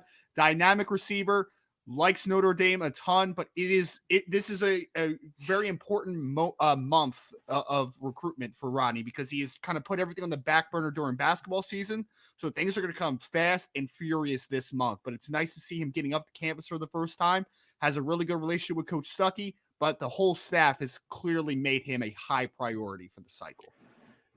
They love him, by the way. I mean, they love him. Like so people say, like, okay, who do they rank number 1, 2, or 3? It's like, it's not like that. It's like there's this A group of players that they just, if they can get any of these guys, they're going to take them. And right now, the guys that I can confirm are in that A group are Cardinal Tate, Braylon James, Rodney Gallagher, and Jaden Greathouse. Mm-hmm. Those are the guys that are flat out in that group. If one of those kids wanted to call and commit today, everything I've been told is like, yes. So it's not always like, well, he's 1 and he's 2 and he's 3 and he's. You may only do that at like quarterback, or if it's a position where you can only take like one kid, you may prioritize it like that. But you don't have to do that in a year like this. It's just like, look, these are the studs, and if we can get in the studs, we're going to take them. And Rodney's in that group. They love Rodney Gallagher. The problem is, before it was only Tommy Reese that liked him, and he kind of got vetoed by other decision makers, so they didn't recruit him, because the receivers coach didn't want him. The head coach, felt his way and all this other kind of nonsense. But as soon as that was behind him, Coach Reese got on that, Chad Bowden got on that, and then, of course, when Chancey Stuckey came. It is amazing to hear how often Chancey Stuckey's name comes up.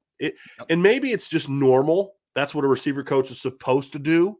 But for the last 5 years, that's been a bit of a problem. So it is nice to hear every kid, and Ryan, you've pointed us before, usually it's even without asking. And that's the thing you want to hear. Like, that's important, Ryan, when you're talking to kids and you start to hear things without being prompted.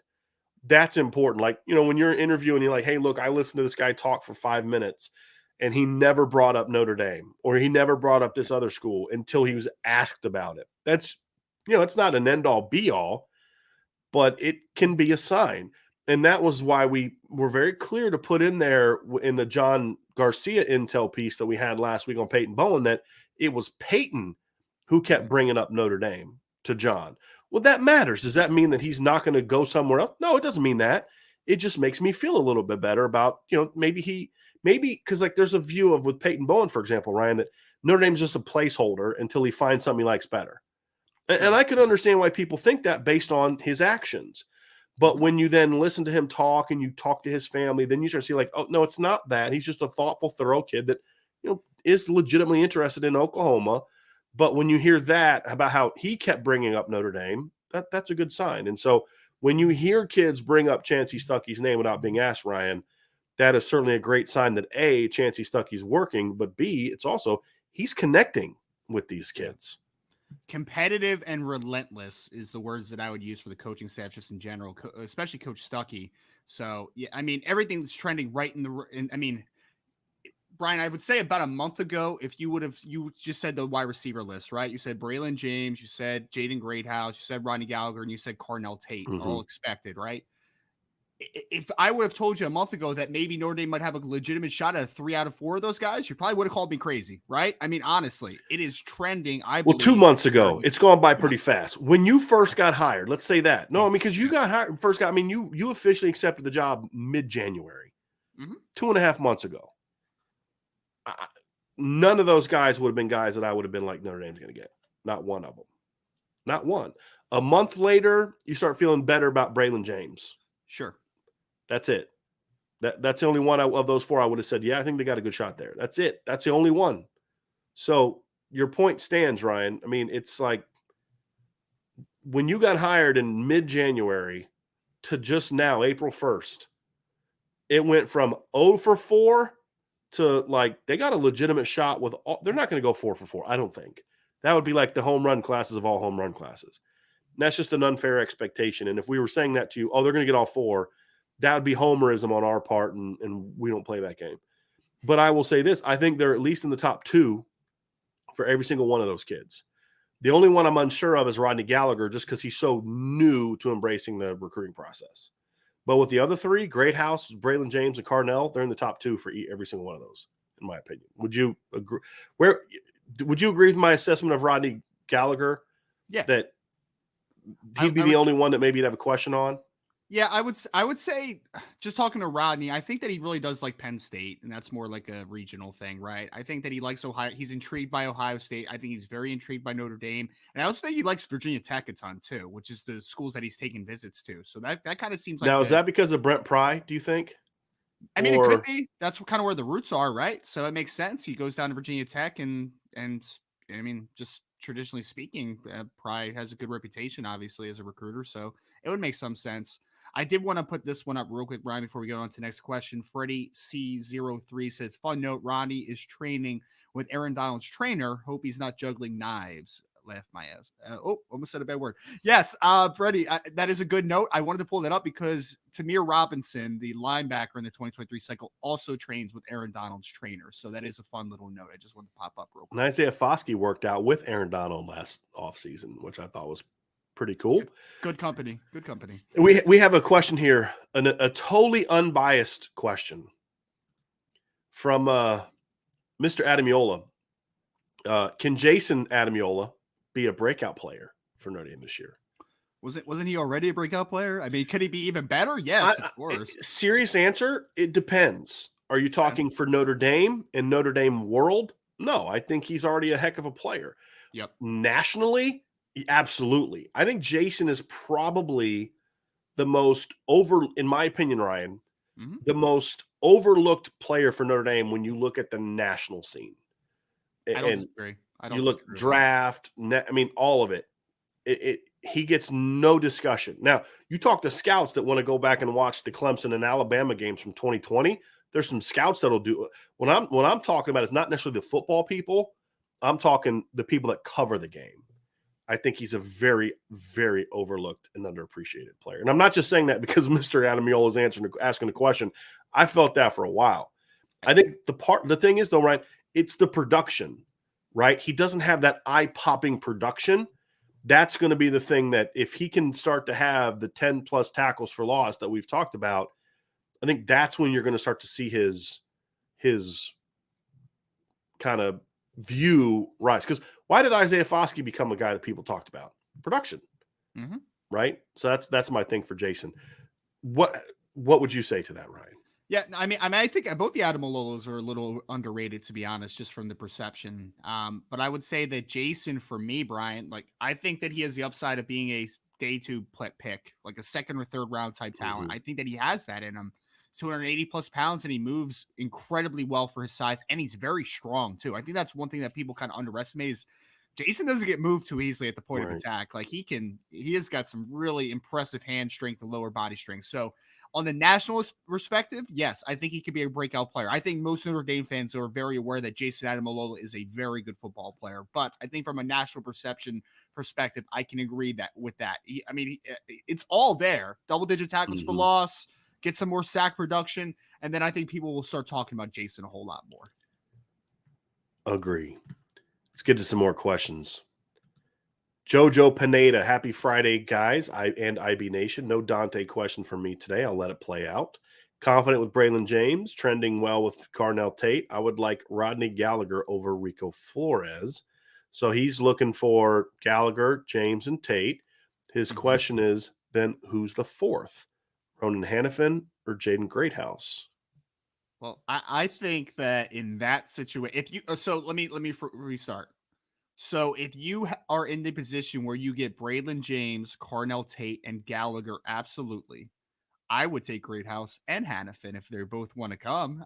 Greathouse is the fourth receiver, and then you're taking Hannafin as an athlete, and you're figuring out where he could fit because in my opinion, it's not an or question for me, right? Like I'll make that one work. You take Jaden Greathouse any second of the day. You take Ronan Hannafin for the versatility he has. I would personally, Brian, if you had a realistic shot at that group, I would take all 5. Yes, I would too. I'm not a huge fan of taking 5 receivers in the class. But to your point, you're not taking 5 receivers. You're taking 4 receivers and an athlete that may start at receiver but could easily go play somewhere else for you at just a high of a level. So there's no question about that. That's a very well done. Ty B, which commit does Notre Dame have now that you think could or should start day 1 on campus? So we're just going to go right now with the 9 commits, the 9 public commitments, right? So, Ryan, you want to take first crack at this? Because I think you could talk about a couple of them, to be honest with you. Well, I think Keon Keeley is the one. Obviously, that's an easy one, right? Because you're going to be losing Isaiah Foskey for the team, and there's going to be an obvious need at Viper potentially. Because I mean, Justin is going to be gone too, in theory. Most likely, yeah. Most likely. So yeah, the Viper position is going to be wide open. So I would say right off the bat, that one makes a ton of sense. Other than that, I mean, it really depends on what the safety outlook looks like, right? If you go into actually, I was thinking because if Brandon Joseph say he's out after the season, and then DJ Brown and Houston Griffith obviously are out in this scenario as well, you're going to have Ramon Henderson and Xavier Watts play a lot, obviously, but does that give, with all 3 of those guys out, does that give Peyton Bowen an opportunity to come in and compete early? Like that's where my mind's going. So I'll say Peyton just in case of those exits there, and I'll say that Keeley, no matter what, earns some playing time as a freshman. Yeah, I'm throwing Keeley in there. I think Peyton Bowen would be in there, even if Brandon Joseph comes back. I think Peyton's going to play. I don't, but again, start. That's a different conversation. I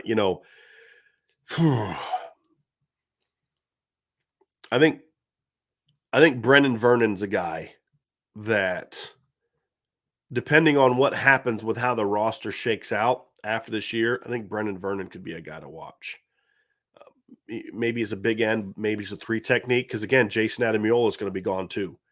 And if Riley Mills emerges as a big end, I think you're going to want to keep him there. And then it's like, okay, well then who starts a 3 technique? You'll have Jason Onye, maybe Gabriel Rubio, but I think there could be a role for a freshman to kind of come in and play his way into a big time role. And the thing is too, Ryan, is we have to be able to have enough of the broad discussion on starting to accept that there are certain positions that you may start the game, but you may not play the most snaps. So to me, it's really looking at that being in that 2 deep.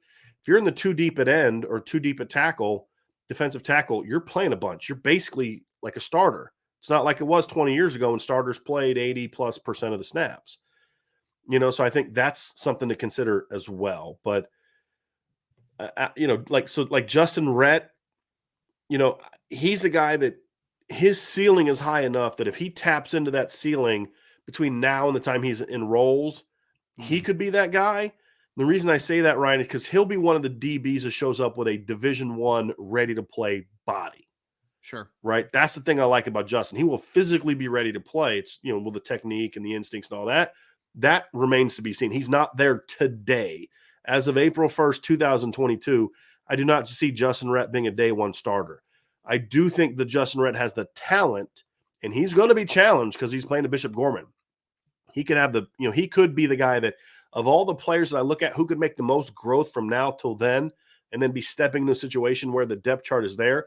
I kind of hope Peyton Bowen isn't starting as a freshman, because if he's starting as a freshman, it probably means Joseph is gone, and it means guys like Ramon Henderson and Xavier Watts haven't panned out or got injured. The only exception could be if it's a scenario where Ramon Henderson also goes pro because he had such a big year. That'd be a problem I'd like to, have at that point in time. If the safety plays so good that both Brandon Joseph and Ramon Henderson go pro, you're like, oh, okay, That's going to make for a fun year. You know what I mean, to follow. But he'd be the only other guy that I would look at, Ryan, and say, because part of it too is not just talented kids, but who's physically going to be ready to play day one. Yeah. This will be an even more fun question to answer, Ryan, like in the end, like August 1st. When we have more options. Yes, that's when the conversation could get really, really, really interesting. Super chat from AST12321. Thank you very much, my friend. Can we take a brief moment to collectively boo the guy that's one of the Weiss brothers, okay? The supposedly best Weiss brother, because we have a couple of them on the board, who posted the Dante Moore April Fools on the message board. I knew it was April Fools because he said there's crystal balls to Michigan and Dante's not going to Michigan. We've been saying that for a while. But yes, we can boo that man. There's no question about it. Yeah, he should have said Oregon or something, you know, something that Right. would be like, oh, that's unsettling a little Bama bit. or Bama. That would have scared the crap out of people. Yeah. If he would have just come out, because like there's the rumblings that, you know, Bama's gonna host Arch Manning, but they're kind of maybe fading. Yeah, that would have caused some accidents in people's, you know, shorts this morning. There's no doubt about that. But yeah, that's one reason I hate April Fools. And Ryan called me a curmudgeon, you know, it's my word. Last night, because I wouldn't allow for April Fool's jokes on the board. My wife got me with one too. If you want to hear. Oh no, yes. What did she do?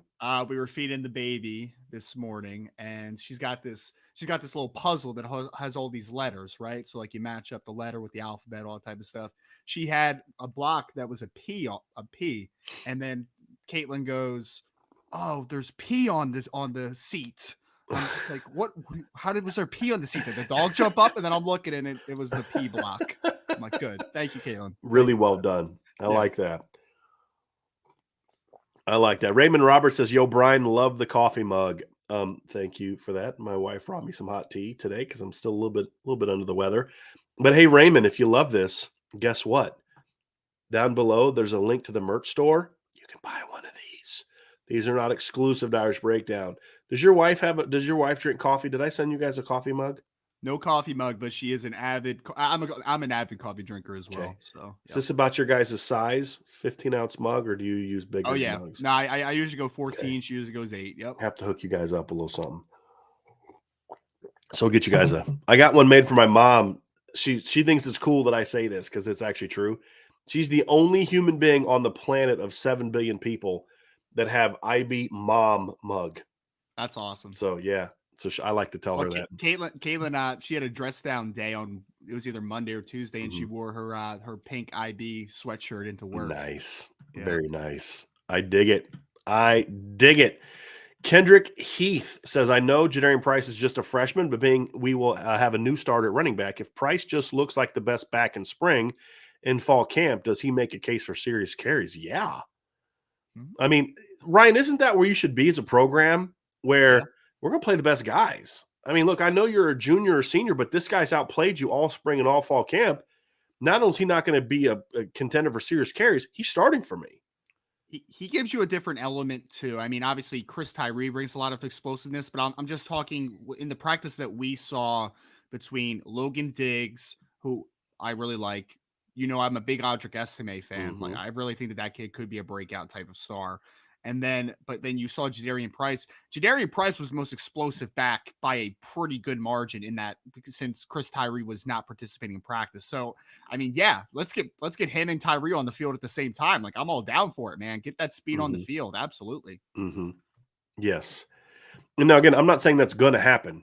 I'm accepting Kendrick's premise of if he is the best back in spring and all that, then that would be the case. So, yes, that would be then. Yeah. I mean, look, that's how you should be. Like, again, this isn't like he's the most talented, right? Like Kendrick didn't say if he looks like the most talented back. I actually love the way that he framed it. It wasn't say he's the most talented back or whatever. He says looks like the best back.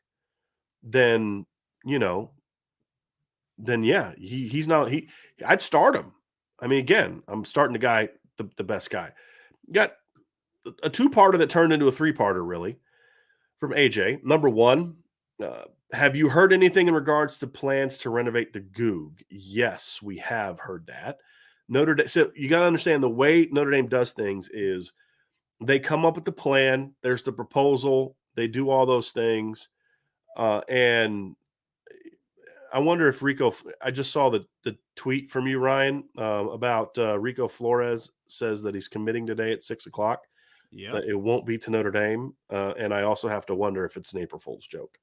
Like It's probably an April Fool's joke. Oh, I just lost my That's the other mind. thing is like I have no interest in watching his commitment now because it's probably an April Fool's joke. Built Bar got me today. I was a little pissed about that one. They said, special announcement like cookie dough chunk is back, and I'm like, oh, I'm like ready to order 7 boxes, and they're like April Fools. I was not happy. Was not happy at all. But the way Notre Dame does these building renovations is they design it, plan it, and do all that. Then they get the price tag, then they fundraise for it. They don't actually build until they've got like a certain amount of the money raised. So, but yes, they've already got plans to renovate. Now it's about getting the funding for the renovation. So we will see that happen sometime in the future. What else would you like to see Notre Dame do to intensify game day stadium atmosphere? Ryan, you want to take a shot at that one? Because I have a couple easy answers for that one. Maybe you should start this one. I'll think it through a little bit. One, make it more affordable for fans to go to games. Number 2, Easy put one. a better product on the field. It's fair. Look, y'all, Notre Dame had one of the wildest home field crowds. Like, you go listen to people that were at the Miami game in '88. You talk to a Notre Dame, and there's some in this chat. You talk to Notre Dame fans that were at the game in '93 against Florida State, and they'll tell you, especially the '88 Miami game, that place was insane. And 59,000 people at that game. That's before they built the extra bowl on top of it to get to the 80,000. Put a better product on the field. And part of that is have better schedules. I mean, some of the home schedules in recent years have just been downright embarrassing, if we're going to be completely honest with you. Now, part of that's not Notre Dame's fault, right? Like, it's not Notre Dame's fault that USC sucks right now. It's not Notre Dame's fault that, Notre Dame playing USC at home this year was like a game where it's like, whatever. But like this year, the home schedule is Toledo, Purdue, Cincinnati. I know Cincinnati is highly ranked, but that's not an opponent people are getting fired up for, right or wrong. USC, who stinks, North Carolina, Navy, and Georgia Tech. Not an impressive home slate. The Clemson game for last year, that would have been wild if fans were allowed to be at that game. Like, that would have been a crazy game. But the rest of it was Duke, South Florida, Florida State, Louisville, Syracuse, right? Pretty terrible home stretch. The home schedule in 2019 was New Mexico, Virginia, Bowling Green, USC, Virginia Tech, Navy, Boston College. What game are you thinking fans should be super excited for? Now you say, well, all games or whatever, but the reality is the big games are, there's just some games you're going to get excited for. Alabama doesn't sell out all their games, and they definitely don't have full stadiums in all their games, and they've had the best program in college football for 12 years. Just the reality of it, to be honest with you. One thing I don't think it would intensify the situation, but I still contend I would love to see more cool stuff. I would love to see the end zones be different. That's something I would love to see. It has nothing to do with game day atmosphere or intensity. It's just aesthetically, I would like it better.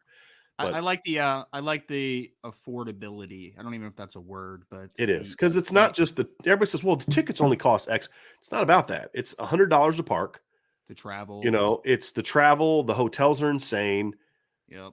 And then if you do go, like how much it costs for you to actually feed your family, like anything at the game, it's insane. You're going to spend 4 figures to take a family of 4 to a football game right now.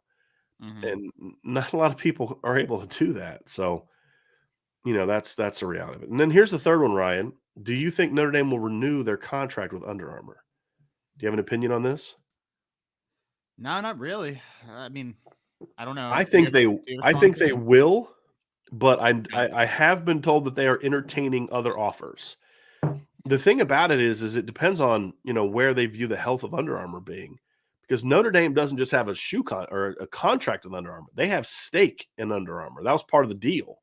They have ownership stake in Under Armour. So Under Armour being successful is financially beneficial for Notre Dame. Now, if another company, New Balance, Nike, Adidas, somebody wants to make Notre Dame an even better offer, then I think Notre Dame is open to doing something different. But I think that there's still a desire for Notre Dame from people I've talked to make it work with Under Armour.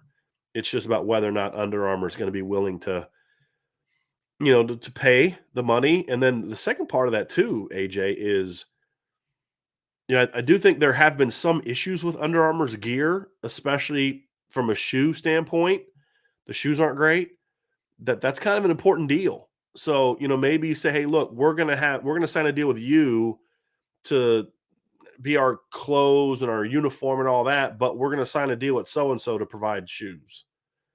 I mean, I would consider that, because then you say to Under Armour, hey, look, do you want part of a deal or no deal? That would be my kind of thing. So here's one for you, Ryan, from Matt D. Sounds like Blake Fisher was going to take Bo Bauer's lunch money at practice had it not been broken up. Glad the players are starting to get an attitude. Response to that?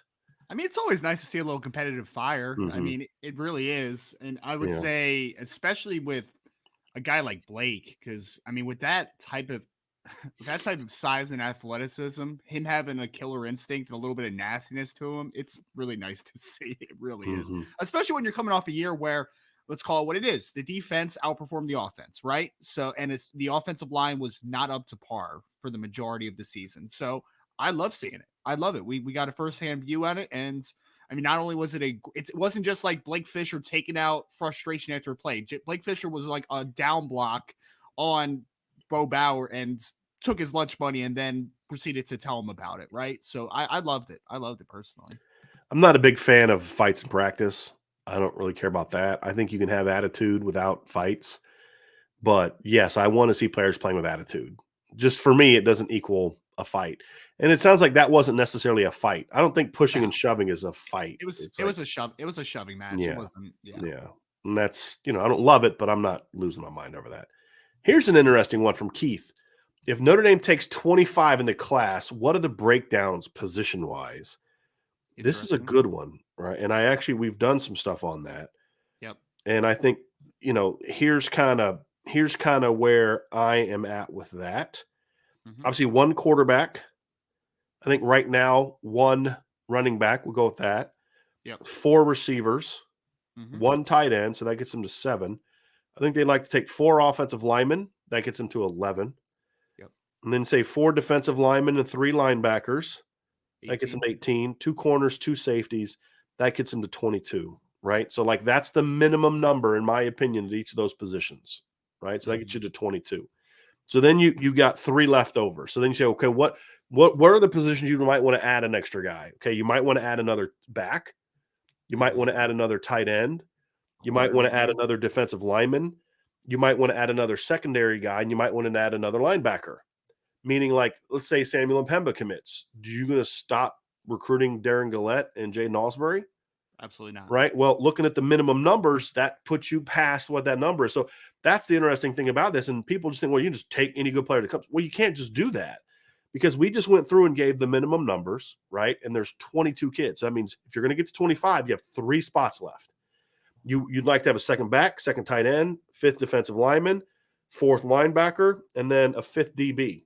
That's 5 spots. You only have 3 left, right? And so that's where some of those tough decisions have to be made. And that's why recruiting isn't just about take whoever wants to come. There has to be some strategy involved of who you do and don't take. So I think that would be about the breakdown. Is that's to get to the 22, and then either a second back, second tight end. And this is also why you just can't easily take a 5th receiver or a 5th D lineman, right? That's the other thing, is there has to be some strategy involved to that conversation, Ryan. Here's an interesting one. We talked about this earlier, Ron, so I'll let you answer this one. This is a team-related question from Jonathan Fish. If Ryan Barnes hits this year, does that enable Notre Dame to go left side, right side instead of field, corner, boundary corner? Kind of off of what we discussed a little bit yesterday, Ryan, about this, as opposed to going away from field boundary and just going to field to right and left. What say you? So Ryan Barnes turns out to be the guy that I think he can be this year. What's your answer? Yeah, I think the answer is yes, because we talked a little bit about it yesterday. Your boundary and your field corner are still going to have the responsibilities that they would traditionally have. I think what the interesting part is that Cam Hart's locked into one spot. He has the length and he has the athleticism where he could play in the boundary or he could play in the field. I think everybody pretty much agrees with that.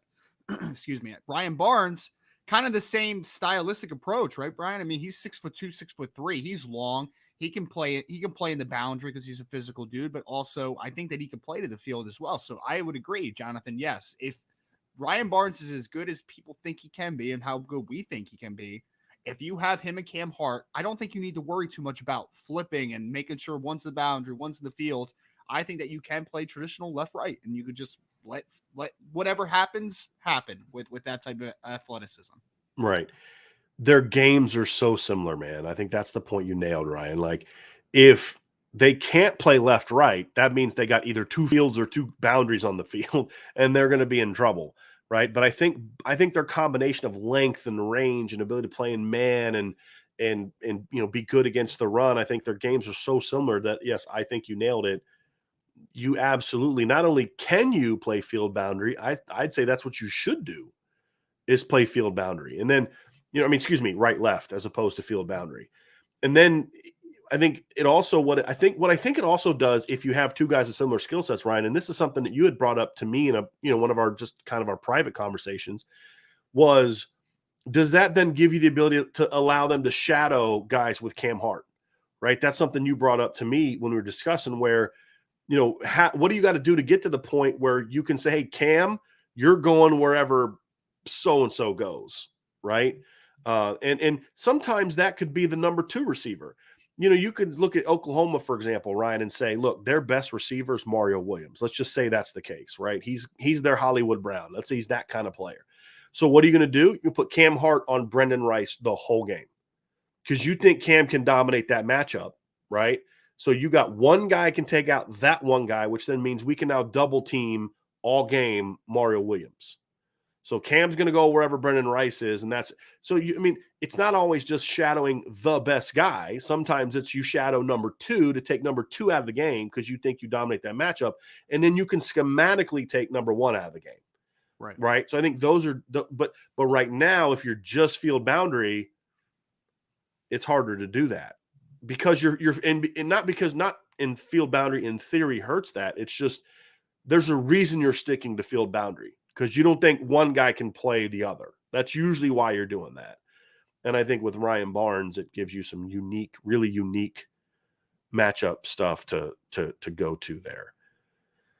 Matt D says, this is in response to the Bob Marley thing. Brian wasn't getting high. No Bob Marley for Brian.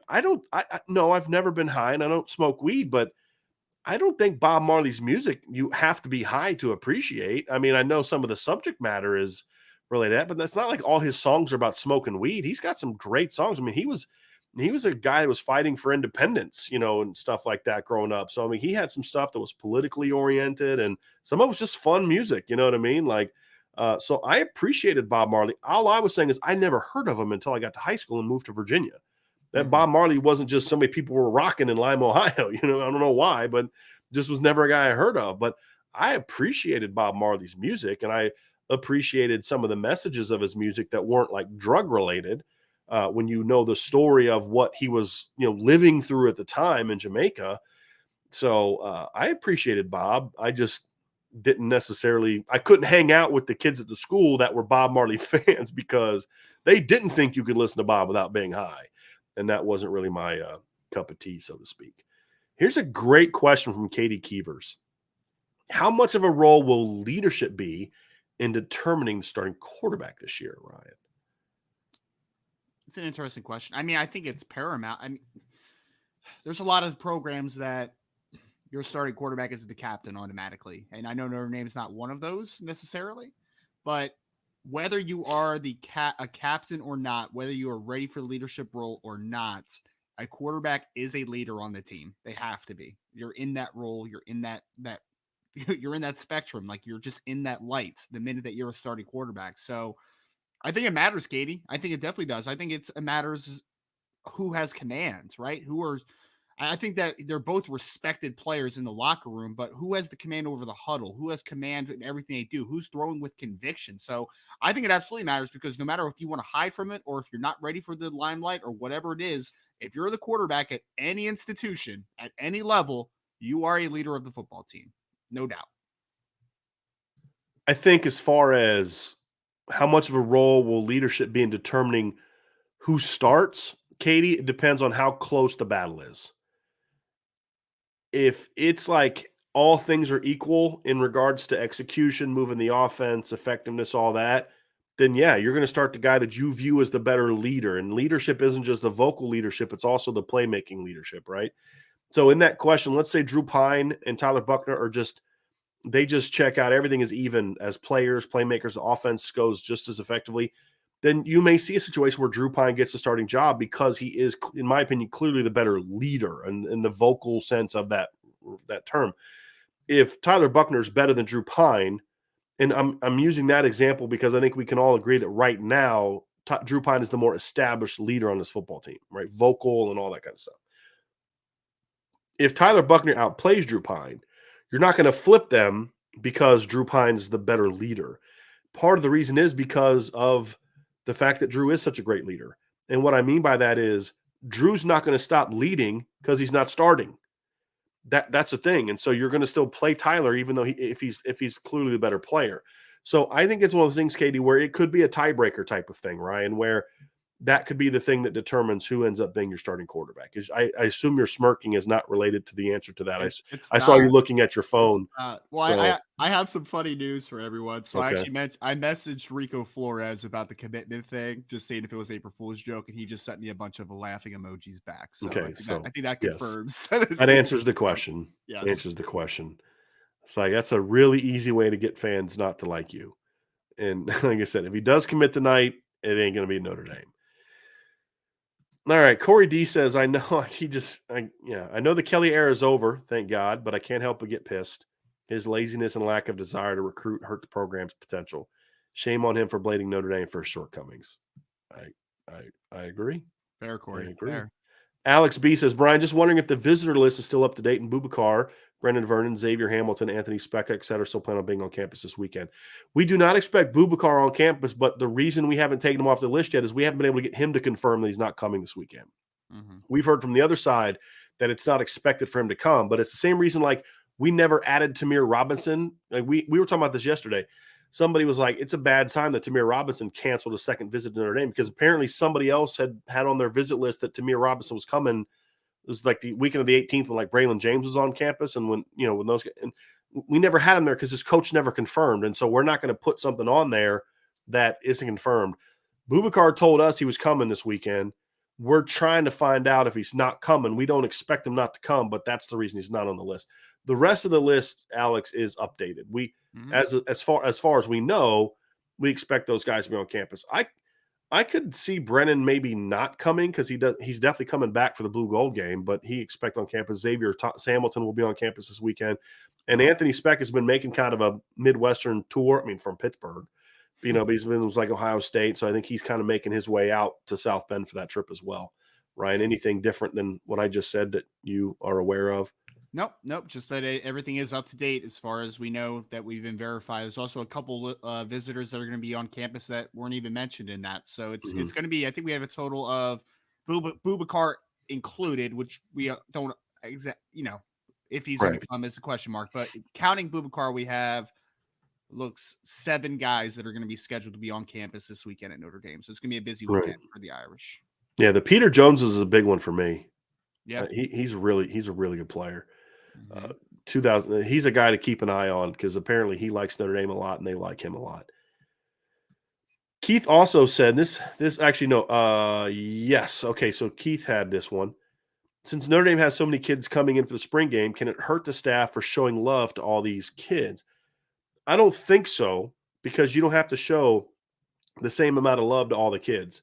Smart coaches will get with the committed players, for example, and say, hey, listen, man, we're not going to be showing you the love this weekend. We want you here so that you can help us show the love to these other kids, right? So you have that kind of conversation with them. Some kids, you're like, look, we want to have you on campus. We'll take a tour, but like the 2024 kids especially, unless it's like a big-time player. So I actually think if you schedule, it's like with anything else, it's how you plan it, right? If you plan it correctly and schedule it correctly, number one, with all the staff you have, with the full-time coaches, with the recruiting staff and all that, you should be able to show love to all those kids.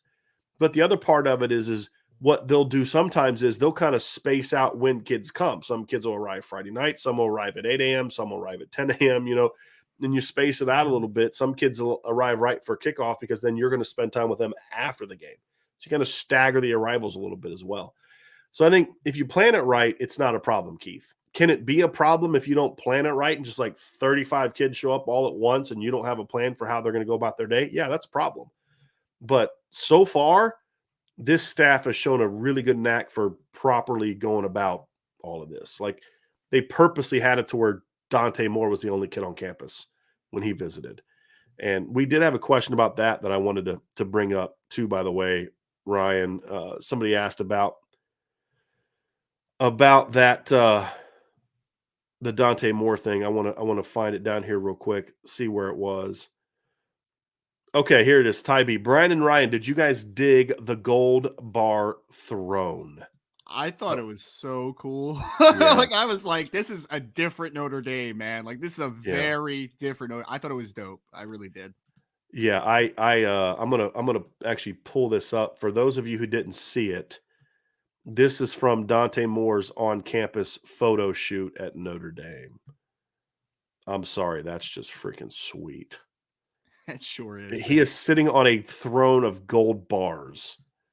I mean, come on. What? Listen, he's sitting on a throne of gold bars with a gold background, the play like a champion sign to his right, the Notre Dame gold helmet under his feet, wearing a gold helmet while holding a Heisman Trophy, one of 7 won by Notre Dame players. Yep. Yeah, I'd say that was pretty sweet. And, you know, like to me, like that's the kind of flair I like. Right? Like there's nothing wrong with that. You want to have some flash. The thing that I dislike is when you have like silly things like when Oklahoma under Lincoln Riley had a bunch of really like expensive cars on the football field. Like, what does that have to do with anything related to Oklahoma other than this is what you get if you sign with us? Right? Like the gold thing, that's a theme, right? Like that fits Notre Dame and it's not an enticement or an inducement. And it's a fun part of a visit that is otherwise substance oriented. That's what I think is cool. And I love how Notre Dame has embraced that, you know, where in the past they weren't so much about embracing that. So I definitely. And they had the coaches that were just standing normally in the picture. Not like grinding on them from behind, you know, stuff like that. So a little bit of class, you know, So freaking idiots. I'm sorry. I shouldn't have said that out loud, but I can't help myself. Brandon, not the Notre Dame coaches. Brandon Pleasenter says, I don't know what the staff is going to do if there's another major injury in the receiver room this offseason, knock on wood. I mean, look, they're gonna be okay, right? They can sustain one injury. You're gonna get Avery Davis back. You're gonna get Tobias Merriweather to show up. You're gonna get your tight end room is gonna be healthy, and you have at least one receiver for sure that can do a lot more out in the pass game, you know? So again, I don't think one injury is the problem, Ryan. I think it's a second injury, right? Like it's a problem now in the spring if you lose someone else because you don't have Tobias Merriweather and Avery Davis isn't back yet. But getting the fall, they can sustain one injury and still be okay. They're not going to play more than you never play more than 5 receivers in a game normally, right? They're going to have, just 7 scholarship guys. You're going to have Avery Davis. You're going to have Joe Wilkins. You're going to have Braden Lindsey. You're going to have Jaden Thomas, Deion Colsey, Lorenzo Styles, and Tobias Merriweather. That's 7 receivers. Yeah. You're really only going to play 5 on a consistent basis, like as part of the regular rotation. So where it hurts you is like if, scout team's not getting as good of a look and those kind of things is. So I think they're going to be okay as long as they don't sustain more than one legitimate injury. I think they'll be fine. And even if there is more than one, you have a pretty talented safety that could also play wide receiver potentially. So, He said it, not me. He said it, not me. Don't get mad at me because I'm always talking about Xavier Watts going to wide receiver. I'm kidding. All right, this is an interesting one. 99 problems of BK ain't one. No disrespect to Drew Pine. If he is named the starter, how is that different than Ian Book 2.0? I think the floor might be higher with Pine, but the ceiling is not. Season expectations change, right? I've said this before. They don't really change that much for me. Not a ton. I think where they change is like, can you do damage in the postseason? I think is where my thoughts would change, Brian. But look, Ian Book's problem was never a physical problem. talent. Yeah. Right. It was never that. Ian Book has a good arm. Ian Book's athletic. Ian Book is plenty tall enough for today's game. His problem was mental. He could not read defenses. It never got better. And so that's not Drew Pine's problem. So if Drew Pine could match Ian Book's physical talent with his mindset, I'll take that. And this is why I've always said from day one, Notre Dame can win a ton of games with Drew Pine at quarterback. I just think they can win a championship with Tyler Buchner because of Tyler Buchner. But if the talent around him is good enough, I think you can win a championship with Drew Pine as well. He just isn't putting the team on his shoulders a la Trevor Lawrence against Ohio State in 2019. Sure. That's what he can't do, that Tyler can. But I don't think Drew Pine's getting enough respect from some fans that he's just like this mediocre guy that just is a great rah-rah guy. Drew Pine has talent, and I think more talent than some people recognize at this point, Ryan. I agree with that. I would say, though, this goes back to Katie Keever's question a little bit about the quarterback battle.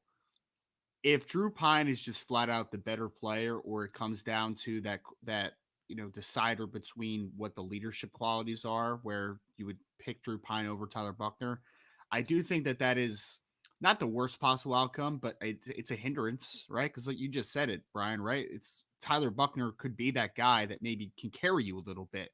Drew Pine could be a good football player. I don't know if he's ever going to be that guy, though. So for the potential of what Notre Dame can be in 2022, in an ideal world, it needs to be Tyler Buchner, right? Like that's just at his full potential. There. Exactly.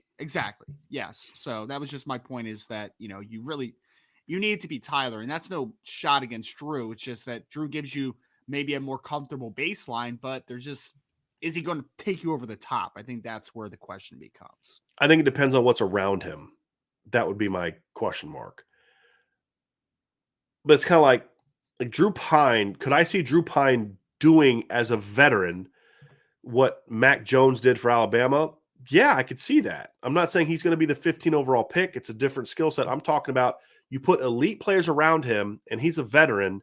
He's going to run that thing like a machine, right? And the reality is because the line was so good, Mac Jones was never put in a situation like Trevor Lawrence was put in 2019 against Ohio State, where he kind of had to say, hey, man, look, the receivers aren't getting open.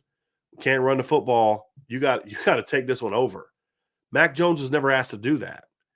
And that's why I say if the talent around him is good enough, and I think that would be, to me, the bigger question is how good is the talent around him? But I'm very high on Drew Pine. And if he is a better defense reading version of Ian Book, you're going to win a lot of games with that guy. Is it enough to go out-duel Bryce Young in a championship game? I don't know.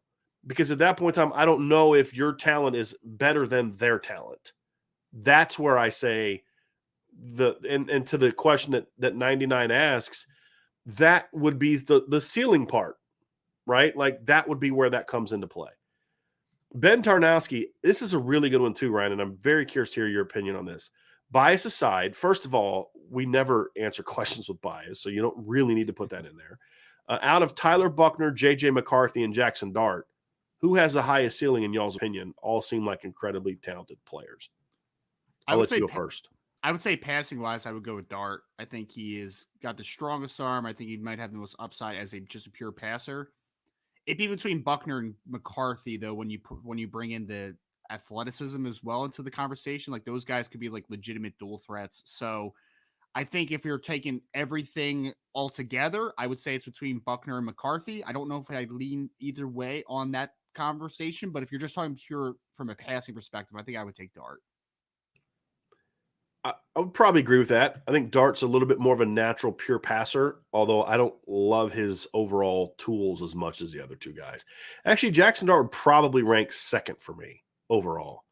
I got to see it from J.J. McCarthy. My thing with J.J. is I think J.J.'s got really impressive physical tools.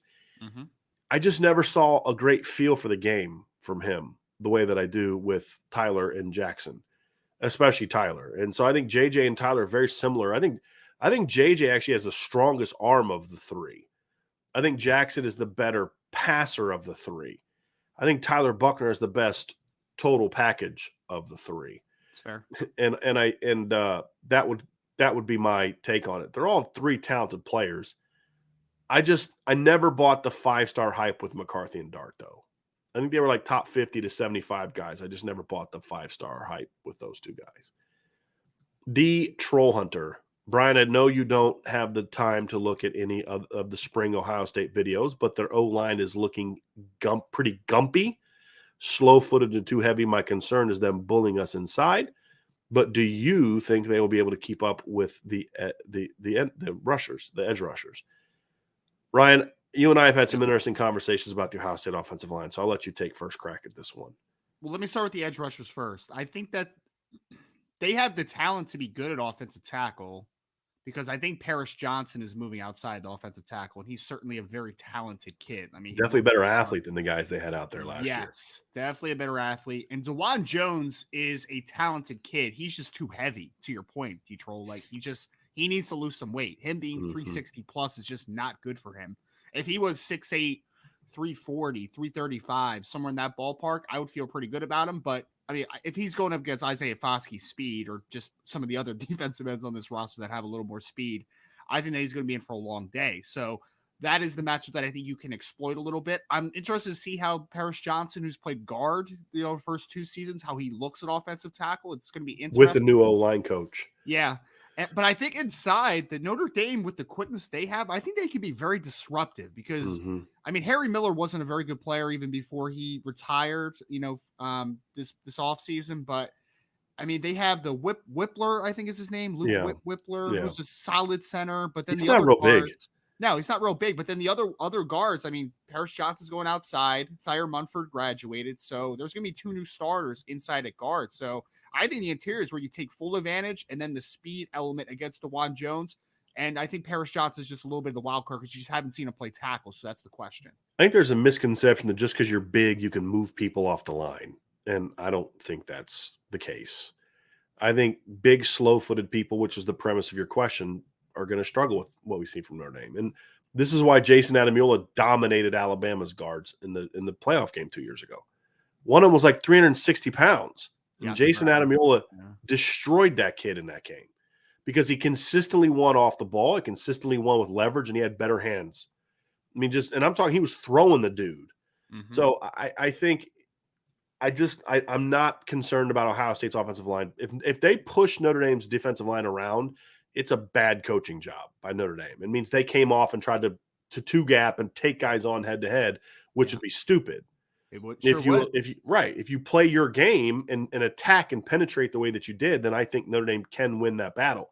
The question is, how much can they win that battle? Can they just win the battle, or can they dominate the battle? I think to win the game, they've got to dominate that matchup, and that's the bigger question for me, Ryan. Is I think they'll win the battle, but will they dominate the battle? That's going to determine whether or not they win the game. Because if you dominate the battle, CJ Stroud's going to have a couple turnovers because he's just going to consistently get pressured. And you're not going to have time to get the ball down the field on some of the concepts they like to do. If you just win the battle, then CJ Stroud is absolutely going to get enough throws in there where he's going to have a clean pocket or a clean enough pocket to make big plays. And that's where it becomes a little bit more of a challenge. And you're going to at least have a couple creases for TreVeyon Henderson to hit holes. And, he's dynamic. I mean, he's the best back they're going to face all season. They're the best quarterback, arguably, and the best running back they're going to face all year. They're going to face in the opener, in my opinion. I think it's more debatable about quarterback than it is running back, in my opinion. That's fair. And maybe the best wide receiver that they'll face all year too. With potentially, Jigba. Potentially. I agree with you though. I think that, and that's the main thing that came to my mind is everyone's obviously, there's not a ton of size in the interior. Jason Adamalola is 280 to 285, right? Pretty consistently. Howard Cross is like 265, 270. Jacob Lacey seems to have his weight up a little bit. He's in the 280 range, but either way, it's still not a huge interior. But where they make up for that is the first step quickness and their ability to be one gap type of system. If you're a team that's going to go straight into the chest and two gap, like you're saying, then it's it's malpractice from a coaching perspective. Like, you have to use your advantage. Right. Kenneth James said Datelines to Catch a Predator should be scrutinizing Brian Kelly's dance moves. No comment. That's so awesome. That's such an awesome response. Here's one for you, Ryan. I love this one. 99 Problems of BK81. Am I crazy for thinking Isaiah Foskey is better with a higher ceiling than Aiden Hutchinson? And if I'm not crazy, what about Notre Dame's D-line being better than last year's Michigan defensive line? You said Michigan wrong. You said scum there. Yeah, I know. I'm trying to be nice. I know.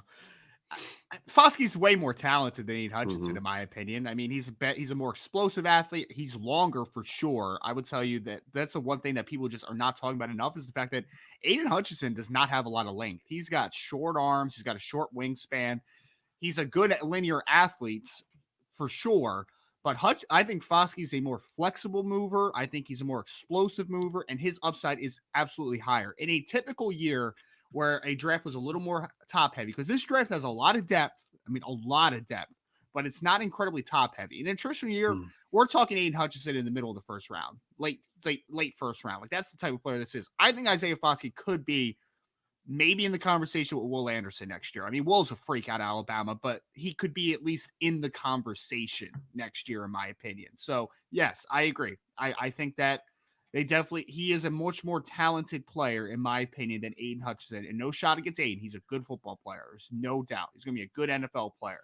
But you are not crazy. I believe that he is a better player. I think the question, though, that comes to me, Brian, if we're comparing the Michigan's defensive line to Notre Dame's this year, though, is that they didn't just have Aiden Hutchinson. They had another dude on the other side, David Ojabo, with a high ceiling. Does Notre Dame have that guy on the other side of Foskey? That's where the question mark comes in for. Well, no, I think the argument is they may have one inside of him. And that's where Jason Adamiola has to have that, breakout season production-wise, right? Where those two guys are going to be on the same side of the field a lot. And if Jason's dominating and Isaiah is what we think he can be, that makes it really hard to kind of block, because you now have to really overload that side, which then leaves the other side in some more favorable matchups. And you can also blitz, and there's some other things you can do. So I've never been super high on Aiden Hutchinson. Like, again, good football player. I mean, I'm talking relative to his, top overall pick draft thing. Like, I never understood that. You and I talked about this one night, Ryan, and I think David Ojabo actually has a higher ceiling. Now, David Ojabo has a much lower floor because he's still kind of raw as a football player. But I thought they were a better team than they necessarily were as individual players. And I think we saw that in the postseason that once they actually played good competition, because I don't think it was a good year in the Big Ten. I think the Big Ten was down last year. I think that's one of the things that really helped Michigan last year was the Big Ten was down. And especially from an offensive line standpoint. And, like Hutchinson had a phenomenal game against Ohio State. Like, that was a great game. I think sometimes people allow a great performance to make you convince yourself that that's who that guy is, as opposed to he just kind of had a great game against an offensive line that basically that point in time in the season just was garbage for Ohio State. Nicholas Petit-Frere was awful last year, man. He struggled to become a Notre Dame. He was, no, never mind. If Harry Heastand would have stayed, he would have been a different player. Mm-hmm. But then you saw him against Georgia, bigger guys, a little bit more athletic, better coached, and he was nothing. I mean, he did nothing in that game, really. And so I think he's a good player, but I think you're right, Ryan. I think he's in the 20s in a normal year. And not just normal year defensive line, but just normal draft year, because there's just like, this is one of those years, if I had a top 10 pick, I would just be, unless I had a need for a unique player like a Kyle Hamilton, I would be trying so hard to trade out of the top 10, because you're going to get a guy at 19 that I could argue is as good as who you're going to get at 5 in this draft class. Good luck trade. I keep telling everybody, though. Yeah. Good luck trading back in this class that doesn't have any quarterbacks up top. That's why it's hard to trade out. It's because the exact reason there's not a quarterback there. And if somebody does trade up for Malik Willis or something, which no. I mean, you and I don't know if I would grade a single quarterback in this draft class out as a first-round player. Not one. Yeah. Not one. That doesn't mean there's some good players, but if Drew Lock's not a first-rounder, then none of the guys in this draft class are first-rounders. You love Drew Lock, man. I love him. I'm just saying. Seattle Seahawk great, Drew Lock. Yeah, I don't know about that. He's got to get his career back on track. But that's the point, though, right? It's a guy that has some ability, but has some holes in his game. And I think that all these guys have big holes, right? And it's not like Trey Lance last year where he had some big holes in regards to experience, playing time, competition, but the physical tools were outstanding. I don't see that in this year's draft class. I just don't. I'm not in love with it. And I noticed you didn't have Kenny Pickett in your top 5. We were talking about that yesterday. Yeah, I just keep comparing him to Matt Moore. I think he's Matt Moore. Matt Moore was a really good backup for a long time. He can get you out of a football game. He can start a couple of games. I think Kenny Pickett in most years is just a end of day 2 type of player, like a 3rd round player, and he's getting pushed up that high. I think he could be a good solid player in the NFL, could play a long time, but I don't think that he's a long-term starter. Like I just don't see it from Pickett in that sense. So let me ask you this, Ryan. If you're a team and you're picking 18th and all the quarterbacks are on the board and you've got a team that you really like your team, you need a quarterback that can come in in your first 2 years and help you. Who you taking? That's a fair. I mean, based on the premise of what you just said, I think that's a very interesting situation, right? Yeah. Wouldn't that be a situation where maybe you might give Kenny Pickett a little bit of a long? Because I agree with you. I think he's a nice player that played in a bad league in a really good offense with some good players around him, but he's not special. Here's the issue with that scenario, because obviously you're talking about like a short-term potential there. Malik Willis isn't that. If Malik Willis hits, he's going to be a year 3, year 4 type of hit, right? If he hits his potential. Carson Strong, I like a ton out of Nevada, but the knee injury is something that gives you pause, and you're probably not taking him in the first round. My answer might be, as weird as this is going to sound, and you're going to push back on it so hard, my answer might be Sam Howell. I thought you were going to say Matt Corral. I'm not pushing back on Sam Howell. No. Matt Corral terrifies me. He's another guy where it's like, if everything clicks, then maybe. Yeah, I'm not pushing back on that at all. I think Sam Howell has a solid floor to him. Like, I think he could be a solid player in the NFL. I'm not pushing back on that, Ryan. My only concern with Sam Howell is his body. I wonder how he's going to hold up. Because I'm not worried about the height as much as I'm worried about the size. Like, can he be an every down starter with the way he plays? That's my only concern with Sam Howell. I mean, because the thing about Sam Howell is he's got a strong arm. I mean, and that's the thing is, like, he's a guy who's got a really strong arm. I think that there's going to be a adjustment process for him on how to read a defense in the NFL compared to the air raid type of offense that he was running at North Carolina.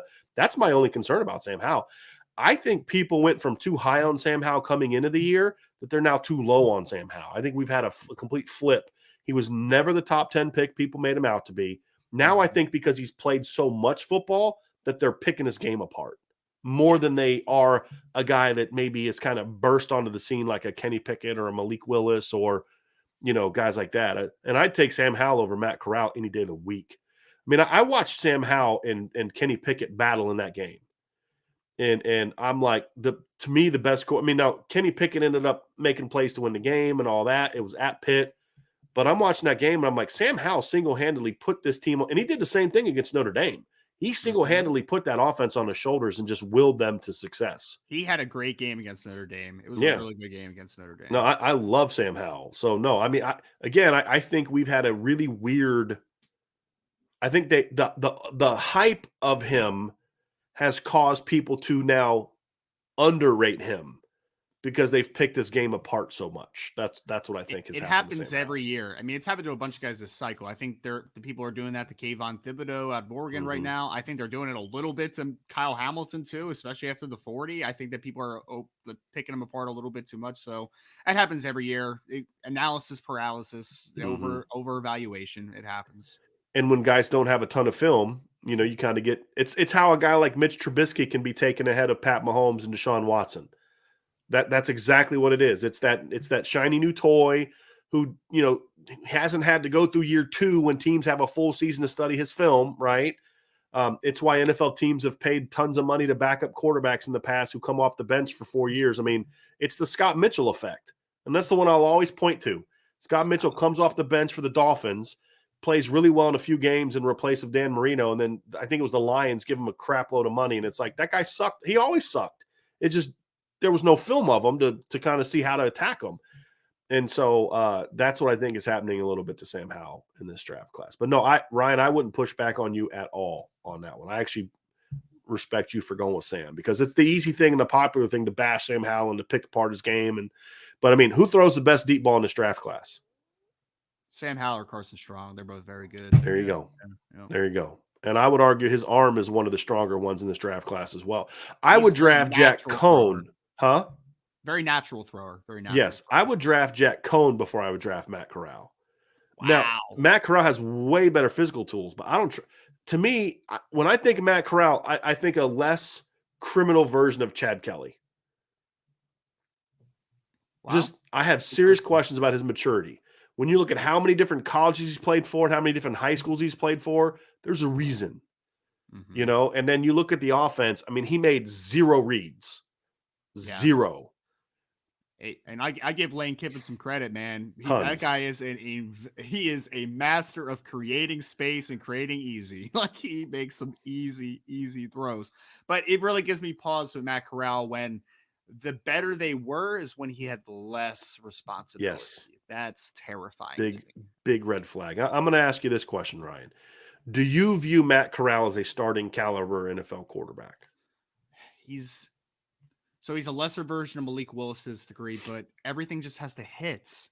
Does he have the talent too? Yes, he has the talent. He has a good arm, good athlete, easy thrower of the football, a very natural kid in that sense. But it has to be in the right situation. Or else he's going to be out of the NFL in like 3 or 4 years. Like, he's the ultimate boomer bust type of kid, in my opinion, because he has starter talent, but it's definitely not starter product on the field right now. Absolutely. Which is why he's not on my board in the first round. He is not even in the conversation in the first round, because you can't afford to have that big of a miss. And even then, I don't think the upside is good enough to take the risk. That's the other thing. This isn't like Trey Lance. This isn't like even Zach Wilson, who I thought got a little bit too much hype last year. Like, I liked him, but not number 2 overall liked him. You know, I think I don't see that kind of physical talent. So yes, I would consider Kenny Pickett at 18, and I would consider Sam Howell at 18, and that's who I'd go with Sam Howell. The first game I watched was not the Arkansas game 2 years ago for Matt Corral, but the one this year, which was a lot cleaner than the 6 interceptions he threw the year before against Arkansas or whatever. But man, I left that game, and I don't even think he threw an interception in that game, but I left that game and I literally put on Twitter and I was just like, I am terrified of Matt Corral. Like, I'm terrified of him. He's so volatile. I don't know who I'm going to get with him. Yeah. And he showed me some toughness this year, though. I will give him that, like physical toughness. Like, he took some shots in that Tennessee game. I mean, some physical shots in that game, and he kept battling and helped make enough plays to win the game. So I just, like you said, though, he scares the heck out of me. And he also, I give him credit for this. And some people obviously push against this, I think, but he played in the bowl game when he didn't have to play in the bowl game, right? And I do give him credit. Didn't he get hurt? He got hurt too, right? He got hurt too. I mean, the ultimate sacrifice. Luckily, it wasn't anything too serious. But I give him credit for wanting to suit up one more time. And I love that he said that. Like, him and Sam Howell both said, "I owe it to my team." That was the first time I ever was like, okay, I would at least talk to Matt Corral now. Because up until that point in time, I'm like, there's no way. I've heard so much about this kid, but to your point. And that's another reason that I just love Sam Howell. Because people said, why are you playing in the bowl game? He's like, the best thing for me is to not play. Like, I got nothing to prove. Like, there's nothing I'm going to do in this bowl game that's going to make me get drafted higher or lower. If anything, it could hurt you more than it can help you. He's like, but I owe it to my team. And I was like, man, wouldn't it be nice if that became the precedent? It's not gonna, but wouldn't it be cool if, like, and that's kind of part of the reason I wish that Sam Howell would kind of jump up some draft boards this year and get picked higher maybe than people think. But like, hey, look, it does pay off to maybe not just be all about you all the time, you know? Yeah, I think he might get drafted earlier than people think. I wouldn't be surprised if Sam Howell goes in the late first round. I would be interesting. Totally shocked. My favorite Matt Corral note, though, of all time is that he got kicked out of a high school for punching Wayne Gretzky's son in the face. That's my favorite Matt Corral story. Was that at Oaks Christian? Did he land at Oaks Christian or did he come from Oaks Christian? I don't, forget because what I know it is. Gretzky has had kids at Oaks Christian. I don't know if that was that has to be where it was. Then he went from one school to the other because he got kicked out for punching Wayne Gretzky's son in the face. Yep. That's kind of funny. Michael Gardner, hello from beautiful Destin, Florida, sitting on the beach getting my IB fix. I am very jealous. It's snowed here today in South Bend. I'm not very happy about that. Timeout Tom says, you've mentioned that Harry Hiestand plays his 5 best linemen. If Tosh Baker blooms, could you see him at guard? I just don't see it. Look, Ryan, here's the scenario I'm going to pitch for you. Mm-hmm. By the end of this middle of fall, by the end of the spring, it is obvious that your 4 best linemen on your roster, and we're going to say 4 because Jarrett Patterson's not playing the spring. We know where he's at. Your 4 best offensive linemen are without question, and there's a gap between let's just say 5. We'll throw Jarrett Patterson in there just to make it easier to understand. Your 5 best linemen, and there's a big gap between 5 and 6, is Blake Fisher, Joe Walt, Jarrett Patterson, Josh Lugg, and Tosh Baker, or Andrew Kristofic and Tosh Baker. Pick Lugg or Kristofic. Let's say Lugg has another injury and it's Kristofic and Tosh Baker. That's your 5. Clearly your 5 best offensive linemen. What's your lineup left to right? I mean, the switch that would need to happen in that scenario, because I agree that Tosh is not a tackle, is Blake Fisher inside. Like that's got to be it. So I think Blake would be awesome. So Kristofic played left guard, so I'm going to say Blake goes in at right guard. So from left to right, we have Joe Alt, Andrew Kristofic, Jared Patterson, Blake Fisher, Tosh Baker. I think there's a lot of people that think like putting Blake Fisher at guard is somehow an insult or somehow like punishment. Like it's some kind of bad thing. Like, you can't move your best player to guard. Why? The best line Notre Dame's had in 20 years, their best player was a guard. Right. I mean, the 2 best linemen that Notre Dame has produced in the last 20 years in the NFL played guard in the NFL. Like, it's not an insult to move Blake Fisher to guard. And I don't know where this comes from, but, like, it's about getting your 5 best on the field. And the reality is, if you put Blake Fisher at tackle, he can be an elite player. But he's the only guy, in my opinion, that if you also put him at guard, he's an elite player. And that's the reality. And that's where it comes down is it's not an insult to Blake Fisher or saying he can't play tackle. I think he's their best tackle. It's like saying if you put him at right tackle instead of left tackle, are you saying that Joe Alt's better than him? No. It's just he's the best all-around guy, and I want my best all-around guy ideally at right tackle if my left tackle is more of a pass blocker. And so I think there's this thought that it's like an insult to put a guy at right tackle or guard. And you got to get that out of your head, right? Like I don't know where that comes from, but in that scenario, you have to move Blake Fisher to guard, and you're going to have a phenomenal offensive line if that happens. And Blake Fisher, guess what, is still going to be a top 10 NFL draft pick if he's as good as we think he can be. That's the reality of it. So, you have to do that. Now, having said that, I don't see that happening. I don't think Blake Fisher is going to be so good, or Tosh Baker is going to be so good that you have to move Blake, because it's about getting your best 5-man alignment, not necessarily getting your 5 best players. And what I mean by that is, are you better off, like, let's say your 5th best guy is at a position and you're like, it's like 3 of your best 5 are centers. Okay, well, you might be able to make that happen. But if 3 of your best 5 are centers and then your other 2-5 are guards, you're not going to have a very good offensive line, at least not in the better games. You have to have some sort of balance of the makeup of the 5. And in that scenario, I think if like Tosh is slightly better than Andrew Kristofic or slightly better than Josh Lugg, I'm still going with Blake at tackle and those guys at guard. That's what I'm still doing, in my opinion. And that's how I could see it playing out. Robbie says tackles get drafted higher. Sure. Not necessarily. Not for Notre Dame. 2 highest drafted offensive linemen for Notre Dame have been who? Ronnie Stanley and Quentin Nelson. The only reason Ronnie Stanley was taken 6th, is because of the video that leaked about Laramie Tunsil. He doesn't go 6. You're not wrong. So it's not necessarily, if you're a generational player, then you can be that. Here's the other thing.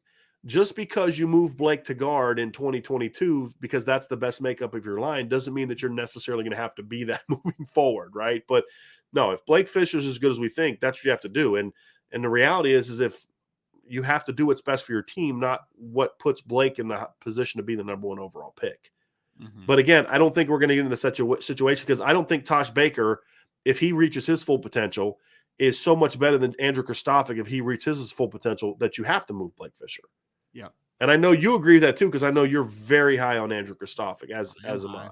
Yep. So he's gifted athlete. He's got a good body and it's continuing to develop. And I've always liked Andrew Kristofic since he came out of high school. I really think that he's got nice upside to him. I think he's one of those guys that really, really needed Harry Heastan to come back. He needed that development, in my opinion. Jesse Ferguson says, do you have an ideal starting safety duo in 2022, or is it too early to say? It seems like Joseph Henderson or Joseph Watts would have a lot of potential.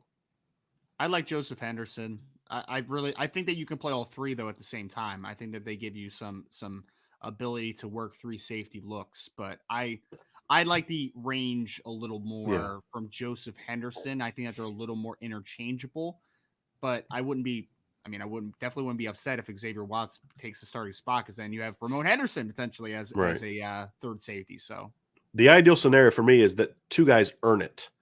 What I mean by that is not that, well, I have to start somebody, and of the guys that struggled this spring or fall, these are the guys that are starting. You know, if Xavier Watts beats out Ramon Henderson, that's my ideal lineup. If Ramon Henderson beats out Xavier Watts, that's my ideal lineup. If Houston Griffith beats those other 2 guys out, that's my ideal lineup. It's about, you just want to be in a situation, Jesse, where people stepped into it. Now, if everybody progresses and does well, I agree with Ryan that I think Joseph and Henderson gives you the best range. I think Henderson is a more explosive athlete, just like speed wise. But to your point, I mean, what we talked about yesterday with the Caleb Downs, Adon Schuler, and Peyton Bowen 3 safety alignment, we could also make that same argument for Xavier Watts being that nickel guy if all 3 of those guys, if they're all panned out against some of those teams, Ryan, where, you know, you put Xavier Watts in that slot, you know, where he can use his quickness and athleticism, but still have a safety behind him to protect. I could see that being an alignment they go to. And again, he's not playing rover because you're not a linebacker, you're the nickel. I could see that against some of maybe the more run-oriented spread teams as being something that you go with. Or maybe Ramon could be that guy because he does have corner experience and he's a bigger body. Ramon, you know what surprised me the most about Ramon last year? It's not the speed, because he was always a fast guy. Mm-hmm. He was more physical than I thought he was going to be once he moved to safety. That's what surprised me, is he has a little bit of pop to him as a hitter. And I never saw that at corner, because it's hard to see that at corner for a guy that's never really played. Sure. Rob Osgood, hey guys, in your view, who on the team has the nasty football attitude, meaning downright mean when they play? I love guys those types of players. Thanks. Downright mean. I got to see it, Rob. I mean, a lot of those guys are number 1 offensive line wise. I don't know if they were developed to show that. So I got to see them progress defensively. I mean, there's guys on the, I don't know if we got to see it. I don't know if I have answers for that. You know, I think I have one answer. Okay. I think I have one answer, because I think that, well, I guess I have 1.5 answers. I think Blake Fisher could be that guy, but we need to see it, obviously, to your point. The other guy's Maris Loifau. I think he plays hard and he plays nasty. I do. I mean, even when he was a redshirt freshman, he's flying around. He was playing with some bad intentions. So that would be my one guy. I can dig that. Joe Rashid, are you guys going to have a tent for the Blue Gold game this year? Yes, we will. Ryan and I were talking about that yesterday. I'll be there. Ryan will be there with his wife and daughter. Sean will be there. So, yeah, we will definitely have a tent set up for you all. Caleb Collins, what are the signs a recruit is leaning somewhere, may decommit or flip? I feel like recruits tell people what they want to hear. Signs are follow what they do. I mean, if a kid says, hey, I'm locked in, but he's taking 1 million visits, you should get a little bit nervous about that. But I think the other part is you Ryan, it's how they engage with the rest of the class. The one common denominator of all the decommitments of the modern era that I've seen since I've been covering the team is when kids start to disengage from the fellow commits. That's when you know something's coming. But guys that stayed in the chats, the group chats, there's only been one time and it was CJ Williams last year. There's only been one time that I've seen a kid stay locked in and then decommit anyway. Wow. Yeah. That's it. And other than that, I've never seen it where every time I talk to commits, they're like, yeah, I've tried reaching out to so-and-so. He just doesn't respond to me anymore. He's flipping. He's going to flip. There's no question about it. So I think that would be the thing. That's really the only sign. And, it's anything else that you would add to that, Ryan? No, I mean, I think it's actions speak louder than words type of situation, right? So I agree, Caleb. Sometimes, a lot of times recruits just, they kind of say the same thing to most people, and if they're committed, especially, they'll say, "Oh, I love the school, I love this coach, yada yada yada." But you kind of the actions will kind of tell you where someone's allegiance really lies at the end of the day. All right, here's a good one. Ian Johnson. All right, so Ryan, here's the question for you. If you were Notre Dame's running backs coach and they had no 23 commits, so Cedric Irvin Jr. is not committed, who and how many of Love, Lamar, and Irvin or other running backs not in that trio would you go for? I mean, not in that trio. Can I have Justice Haynes? Someone that let's go realistic interest, right? Okay. So we'll stick with these three mostly then. That works. So I would take two, and I would go Jade Lamar and I would go Jeremiah Love. I would, because I think that my thing is, and you've said this a little before, Irvin and Lamar are more similar than obviously Love. Love is a very different type of player comparative to those three.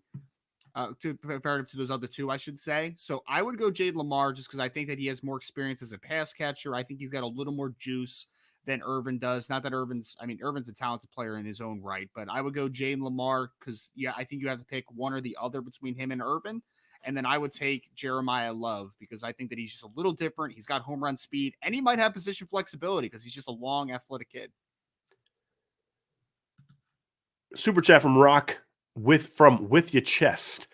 When you say the kids are talking with the coaches, are they bucking the trend of everything being a text message and actually speaking on the phone? Oh, they do everything. They do Zoom calls. They do phone calls. They do text messages. Yeah, DMs. DMs. Yeah, they'll do everything with your chest. It's not just one type of. And I think that it's also, from my understanding, just kind of the conversations I've had with some, I think that there are definitely preferred that some coaches would rather do. Like, there's going to be some coaches that just don't like to text, right? That's pretty natural, especially like kind of, the older coaches are just not going to want to text as much as maybe some younger guys will. So it really depends on the situation. But they're doing all of the above in those situations. And thank you for the super chat with your chest. Brandon Plesner says, besides the commitment part, how would you compare the recruitments of Dante Moore and Peyton Bowen? I think you kind of answered your own question. I think it's other than one being committed and the other not. I think it's, and I think that commitment part can change perception, right? Like, and here's how I take the question, Ryan, is, Peyton Bowen is viewed as like not sold on Notre Dame, where Dante Moore is just making sure he's thorough with the process. I think that's what Peyton Bowen's doing. He's just being thorough with the process. Now, that thoroughness may lead him somewhere else. You and I have both said we believe that is a legitimate option. I think you also have said, Ryan, that if you had to choose today, that you think Peyton stays in the class, but you're not as sold on it as like Justin Rhett and Keon Keeley. Correct? Am I? Yes. Nope. Okay. Absolutely. So I don't know if there is a difference other than the commitment part. I'll say this: Dante's been more upfront about where he's going. I think that at least early on, that's different. And Dante's always been upfront with Notre Dame of his plan and what he's going to do and what he's going to accomplish. Whereas I think Peyton's his first visit to Oklahoma, Notre Dame was caught off guard, and that's just all they said. Look, man, you can visit wherever you want. You just communicate with us. That's the big key.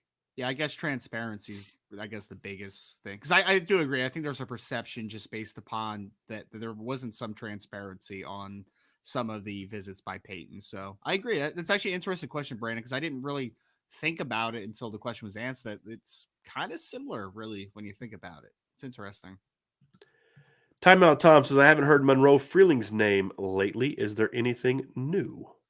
The latest thing that we have is talked to him last week, and he was confirmed for the blue and gold game. So he will be in attendance at the end of next month, 23rd. And he really likes Notre Dame still, and Notre Dame really likes him as well. Do you know if he's going anywhere the following weekend? Not that I was aware last time I talked to him. Now I just kind of like it when Notre Dame gets the last visit. That's why I ask. I kind of like that. I'll check in with him. Yep. 99 problems BK1. Who is a more successful recruiter? Brian Kelly with an elite prospect going toe to toe with a blue blood program. I'm sorry. I did not see the end of that question before I started to answer it. I apologize, everybody. I got to start reading through those. All right. Toe Jam with a super chat. Toe Jam 1992. Happy Friday, ladies and gents. Do either of you think there is going to be a change in Michael Mayer's production with Bayou BK gone, better or worse? I don't think his production have anything to do with Brian Kelly. I don't think they had great tight end production because Brian Kelly's there, because there was years they had almost no tight end production. Go look at the 2016 season. Very little tight end production. Was that Durham Smythe? Yeah. Smythe. Yeah. And Alizé was Alizé suspended that year? I believe he suspended that year. But no, it was because 14 they didn't have a ton, 15 they didn't have a ton because Durham Smythe got hurt, and then 16 they had like almost no production from the tight end position. So Durham Smythe, I think, had like 9 catches that year. I'm looking it up now. Yeah, Durham Smith had 9 catches for 112 yards. Nick Wisher had 3 for 47. That was it. Wow. That was it. And then there's other years with Tyler Eifert and like in 2010, nobody had great individual production because Kyle Rudolph was the starter for half the year, and then then Tyler Eifert took over. But if you look at their production together, it was really, really good. Tyler had 27 catches, Kyle had 28. That's 55 catches, right off the top of my head. Mm-hmm. Plus, you had 3 from Mike Ragone. So, I mean, it hasn't. I don't think his production, whether it gets better or worse, is going to be determined by how defenses play him, the quarterbacks, what's around him, a whole lot more than whether or not Brian Kelly's around. If Michael Mayer has 90 catches for 1,200 years, I'm not going to sit there and be like, see, Brian Kelly was holding him back. That would be me just looking to bash Kelly for whatever goes wrong. And I'm also not going to sit there and say if his production is as good, well, gee, maybe if Brian Kelly's around, he'd have had a better year. No, it won't have anything to do with it. John Lysott. Hey, guys, happy Friday. Who's been the worst Notre Dame head coach in your lifetime, and why is it Bob Davie? I don't know why he's asking these questions if you already have your answer. Just say, hey, I think it's Bob Davie. I'm sorry. Bob Davie was a way better coach than Ty Willingham was, because Davie would recruit. I mean, and he was a pretty good evaluator. They'd get some sleeper prospects, and I think Davie did a nice job recruiting. Ty was a waste of space during his tenure at Notre Dame. Waste of space. Yeah. I mean, I'm just thinking, obviously, I saw a little bit of the Bob Davie era, but the ones that I remember vividly are Willingham and then Weiss, obviously, and then Kelly. I mean, I feel like, Charlie got started off pretty well, right? But it wasn't really with his talent per se, right? And then it got really bad really quick. That's how it was for Ty as well. Yeah. I mean, Ty had the good first year, and then year 2 was meh, and then year 3 was eh. So like Davie was just so up and down. I mean, Notre Dame always had good defenses under Davie. They always had good special teams. He was so unwilling to just let the offense go, but he recruited pretty well. And, he had 2 9-win seasons during his tenure, 3 winning seasons out of 5 years. Ty in 3 years, he went 10-3 that first year, and then went 5-7 in year 2, and then 6-5 in year 3 and got fired. And then, of course, Charlie goes 9-3, and then 10-3, and then 3-9, and then a couple 6-6 years. So and they were all bad coaches, but to me, Ty's at the bottom of that list because at least Davie tried, and at least Charlie tried. Ty was just collecting paychecks. So yeah, he's definitely the worst for me. Casa Hodge, the super chat, thank you for that very much. Is high school Earl Thomas and Peyton Bowen a fair comparison? To me, Peyton plays very, very Earl Thomas-like. Am I wrong? Also, in both of your opinions, how good can Peyton Bowen really be in college? I'll let you handle the first couple, and then I'll give my opinion on the last one as well. I don't think I have a great opinion on it, though, because they're asking for a high school Earl Thomas, right? I don't remember what high school Neither Earl do Thomas I. looked like. So, I mean, how good can Peyton be, though? I mean, Peyton could be the next in line of great Notre Dame safeties. I mean, he could be that player. Stylistically, I get the comparison because Earl Thomas was more like a true free safety type, and so is Peyton. Like, it makes sense in that regard. How good can he be? I mean, again, I think that he could be if he hits a ceiling, he could be an All-American type. Like, that's possible, I think. Peyton's longer than Earl. I mean, at least taller. I don't know about longer. He's definitely taller than Earl. Because Earl's what, 5'10"? I'm looking it up now. Yeah, he's 5'10". He's like 5'10", 205 or something like that. Yeah. How good could he be? I mean, I think you nailed it, Ryan. He could be the next in line of the great Notre Dame safeties. I mean, he's got that potential. Will he get there? I don't know, but I think he's a different type of player. I think Harrison Smith and Kyle Hamilton are completely different types of players than what Peyton Bowen would be. They were more downhill, kind of alley, just freaky kind of guys. I think Peyton would be more of a cover safety. Rangy. Yeah, and like a guy that you can do a lot with. I mean, you were talking yesterday about him being maybe being a corner in some situations. You know what I mean? Like, you would never say as great. We've talked about Kyle Hamilton maybe being a generational this, that, and the other. We've never had that conversation about Kyle Hamilton. It's not better or worse. It's just different. And so to me, he'd be more in that type of role, than what Kyle or Harrison would. But yes, as far as just the overall greatness, All-American type of guy, I think he could be that kind of guy. No question. Another super chat from Sean S. Thank you, Sean. Besides Foskey and Joseph, does anyone have sneaky first-round potential on the current team? Let's just go with guys who are eligible for next year's draft because it's, I mean, Blake Fisher. I mean, that could be a much longer conversation. So let's just look at guys that are eligible for next year's draft. Ryan. I mean, Michael Mayer's easy, right? I mean, that's a very easy one. Jared Patterson, I think, has first-round potential as a center. I do. The one guy I think on the defense that's not mentioned that has that on the side, I think, is Cam Hart. I mean, 6'2.5" with, I'm sure he has 32+ inch arms. And if he runs in the 4.4s, you can convince me that he can make a rise into a first-round conversation, in my opinion. Is there anything Jason Adamiola could do to become a first-round pick in your view? And if not, what is it? The talent? Is it the position? Like, what would it be? No, it's not the position. It's not the talent as much as it's just the size, like it's just, he's going to be a 6'2" and some change, 280 something pound defensive end, probably with like 32-inch arms, which is not a hindrance. He can play on the NFL level. I think he has day 2 upside, but I just don't think that an NFL evaluator is going to value that size profile in the first round at defensive tackle. That's just all. Trying to think. I don't, Avery Davis doesn't. Braden Lindsey doesn't. Trying to think through. None of the linebackers do. I think, like, let's say Maris has a phenomenal year.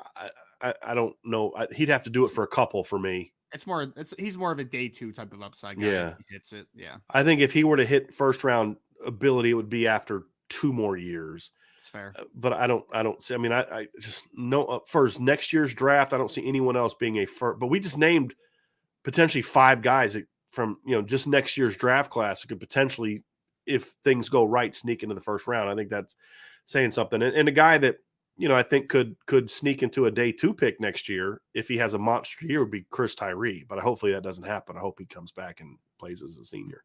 And just because I think he's going to be an electric runner at the combine. And he's going to, because again, a big year from him includes a lot of pass game stuff. And sure. Yeah. Caleb Collins asked thoughts on Dell Alexander being a coach at Georgia Tech. I'm happy for him. I mean, as much as I dislike him as a coach and some of the things I feel about him after the season, I don't wish ill will on him. I'm glad he's getting another opportunity. And, he's had some decent years with Chip Long. Chip Long knows him. Chip Long knows what he can and can't do. And I wish him the best. And he's now living in a climate that has better weather than the one I live in. So a little bit jealous there. But no, I'm happy for Coach Alexander. I don't think he's a bad guy. I have some issues with some conversations I've had since the season was over with, but I don't wish ill will on the guy. So good for him. I just think there's better coaches out there. Dan or Curry, how long does Notre Dame allow a committed recruit to take? I'm going to answer this one real quickly. How long does Notre Dame allow a committed recruit to take official visits, and when and what is said in that come to Jesus moment to end the visits? Number one, the answer to the first part is it depends on how good the player is. Like, how long does Notre Dame allow Keon Keeley to take visits until signing day? You know what I mean? Like, same thing with Peyton Bowen. But I think the come to Jesus moment is like, look, man, here's the deal. We committed to you. We're not recruiting anybody else at your position. Like, we told you we're going to do this, this, and this, and that's what we've done.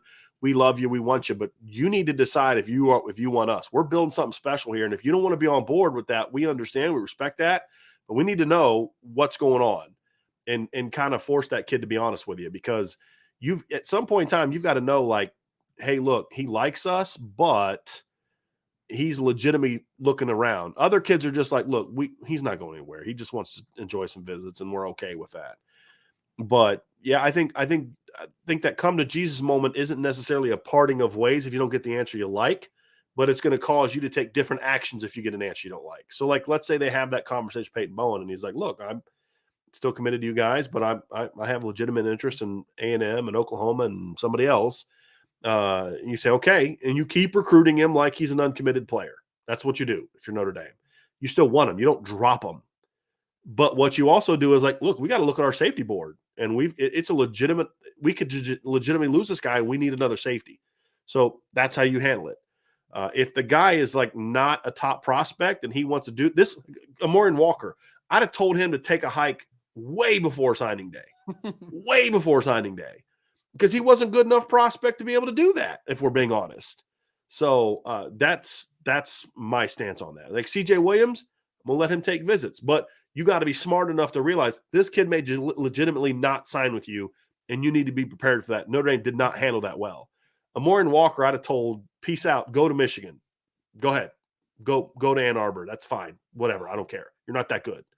Obviously, Notre Dame didn't do that, and he made him look bad. And that was another reason I would have told him to walk. But if Keon Keeley wants to stay committed and keep taking visits into the fall, okay. You need to start recruiting guys, to have a backup plan. But, I mean, are you telling that kid, like, sorry, we're moving on, Ryan? No, you're not. It's an individual by individual basis, right. Like you said. It really depends on who the kid is. But yeah, no, you're letting. I would let Keon Keeley take a visit after signing day. As long as he comes to campus. That's right. Jordan Schreiber with a super chat. Thank you, Jordan. He says, "Hey guys, Brian, what are your thoughts on Warren Moon as a quarterback? And Ryan, why doesn't Bill Belichick ever draft Notre Dame players?" Interesting. Okay. Let's go with that second one first. Yeah. Do you have an answer for that one? I don't as much, but I mean, Bill Belichick drafts kind of weird just in general. And he usually, I mean, there's definitely some players that would fit stylistically what their approach always is, especially on defense, right? Like, I mean, Stephon Tuitt would have been a perfect fit for how his defensive structure is. Jalen Smith would have fit fine, even though he's not really the jumbo linebacker that they truly have. He's drafted some. Didn't he draft Darius Fleming? He may have drafted Darius Fleming, but I mean, no, he didn't draft Darius Fleming. No, I don't even know. Last Notre Dame guy to get drafted by the Patriots was Mike Richardson in 2007. Oh, I haven't heard that name in a long time. Mike Richardson, solid player. I mean, I don't think there's any, Jordan. I don't think there's any like understanding of why. It's not like he dislikes Notre Dame players or anything. It's just one of those trends that just has happened for some reason. I mean, the Jets haven't drafted a Notre Dame player in the first round since something like 1983. And I don't think they've drafted a Notre Dame guy in a long time. Now, here's the thing that's interesting is Bill Belichick has signed a lot of Notre Dame guys. Yeah, someone just put in the chat, Jonas Gray is one. They signed him. They also signed Michael Floyd, right? They signed Troy Nicholas, correct? Oh, Didn't they sign him, right? For a short period of time. Yeah. So yeah, I mean, it's kind of interesting sometimes though when you see these teams that like they just haven't drafted a Notre Dame player in a long time. I'm looking at the Jets. I think Craig Hentrick was the last time they drafted a guy from Notre Dame. That's bizarre. Yeah, Craig Hentrick in 1993 was the last time the New York Jets, and that was in the 8th round. It was the last time the Jets have drafted, and they've only drafted 4. The Jets have been around since picking in the draft since 1967. They've only taken 65. They've only taken 4 Notre Dame guys. One of them was in 1965. They drafted Joe Namath and John Hewitt in the same year. And then 2 years later, they drafted Paul Seiler in the first round. And in 1982, they drafted Bob Crable, and then they drafted Craig Hentrick in 1993. That's it. Interesting. Yeah, that's it. You want to hear a weird draft tidbit? This has nothing to do with Notre Dame for a second, but the Philadelphia Eagles haven't drafted a linebacker in the first round since Jerry Richardson in 1979. There you go. I don't know why. And every year I see mock drafts with the Eagles taking a linebacker in the first round. I'm just like, it's not going to happen. Sorry. Okay, so Darius Fleming, I knew he played for the Patriots. He was drafted by the Niners, and they cut him after 2 years, and then he tore his ACL as a rookie, and then Bill Belichick signed him. So I knew he played for the Patriots. I just forgot about the Niners were the ones that drafted him. Somebody said in the chat David Givens as well. It's another one. But that was before. Wasn't that pre-Belichick? It may have been pre-Belichick. He may have been on the roster when. Yeah, that may have been. I thought he was one of the guys that when I could be wrong, but I thought he was one of the guys. Belichick took over and as the head coach in 2000. 2000, right? When was David Givens drafted by the Patriots? Let's see here. He was drafted in 2002, so he would have been drafted by Bill Belichick. Yeah. Let me see here. I'm just going through and see all the. When was the last time the Patriots drafted a guy from Notre Dame? So we said Richardson in 07, so that would have been Bill Belichick. Boy, it's just weird he's been there that long. Yeah. He drafted Dan Stevenson the year before in 2006, and then David Givens in 2002, and then the year before that he drafted Brock Williams and Jabari Holloway in his first full draft. Oh. So I'm like, why not? Well, a lot of those dudes didn't really do a whole lot other than David Givens, so maybe that's why he doesn't draft guys from Notre Dame. Who knows? Keith also asked if Notre Dame gets Charles Jagasaw, Monroe Freeling, and Sullivan Absher, is Pendleton or Saraveld a take? So, I mean, this is assuming that Samson Okololo is off the table, right? Because that would be, he would obviously be a take out of. Okololo is the guy you take as the fifth if he wants to come down the road. Yes. I think they would take one or the other. I'm still trying to get like a real clear understanding of how they feel about Pendleton because it's happened very quickly. But yeah, I think they would take one of them. I'm just not sure who they prefer out of those two. Yeah, it's it's very interesting. The first three for sure are takes. Those are really good football players that Notre Dame likes a lot, and I think they're in a good place with all three of them. Ryan, don't you? I agree. Yeah, I would say they're right around the leader for leader for Jagasaw. I think they're the leader for Freeling too. I've been like hard on that one for a little bit. Absher is an interesting one. I would say they're 1 or 2 for Absher. Got a couple really cool super chats. Here's one from Ryan Michael. And it's a 3-parter, but thank you for the super chat. It goes, part 1, feeling blessed and grateful today. This Sunday, April 3rd, it will be my 20th anniversary of my stem cell transplant. I am a 2-time cancer survivor. I had an 18% chance to survive, and I'm still here. Anyone going through anything on this chat, if I could beat I'm not sure what that means. I'm sure that means something. You can beat what you're going through. If I can beat those odds, the Irish can win a championship soon. Sorry to take up your time, but I just felt it needed to share. Go Irish and Freeman, I trust. Man, I don't apologize for taking up time because you never know what people are going through, right? Like you never know what somebody else is dealing with. And somebody in our chat may be battling an illness that they don't think they can whip. And just randomly you bring something like that up and it's like, you know what, I can beat this, right? Like, so then we would always encourage people, man, if you want to share something like that, buddy, feel free to share it. You do not have to appreciate it. And man, God bless you and your family that you've been able to beat that twice. Cause I mean, it's not an easy thing to do to beat it once, but especially when it requires something like, that kind of procedure. So we're excited to have you part of our family, buddy. We really are. And thank you for sharing that. And you also have a great first name. Just wanted to throw Absolutely. You're missing one letter for it to be the best name, but it's close enough. Michael S. Isn't Al Golden's multi-package defense like Van Gorder's with players running in and out? What happens when other teams up tempo, not substitute like your analysis of free safety or field safety and boundary safety switchability problem? Number one, it's nothing like Brian Van Gorder's having a pro-style defense was not why Brian Van Gorder sucked. Brian Van Gorder didn't know the defense he tried to install, right? Like Ryan, I told you the Bible story the other day, right? Like, I wish I could say that one publicly. He had no clue how to run the defense. He had no idea how to adjust to modern offenses. None. That's a completely different thing. And the issue wasn't running guys in and out under Van Gorder. It was they're lining up to get a call as the other team is snapping the football, right? That's number 2. And number 3, I think tempo is such a part of the NFL now that it's not going to be as big of a change for a guy like Al Golden to be, playing that. So no, it's nothing like what Brian Van Gorder did. Brian Van Gorder also did really unsound things, like dropping Jay Hayes and Jerron Jones on 3rd and 9 against Michigan State in a zone fire, and then shocked that Donnie Corley beat you on an in cut because you have a 290-pound end who's never dropped in coverage a day in his life, and a 315-pound nose guard who's never dropped in coverage a day in his life. You're dropping on 3rd and 9 in the crucial 4th quarter moment against Michigan State. That's just a stupid call, right?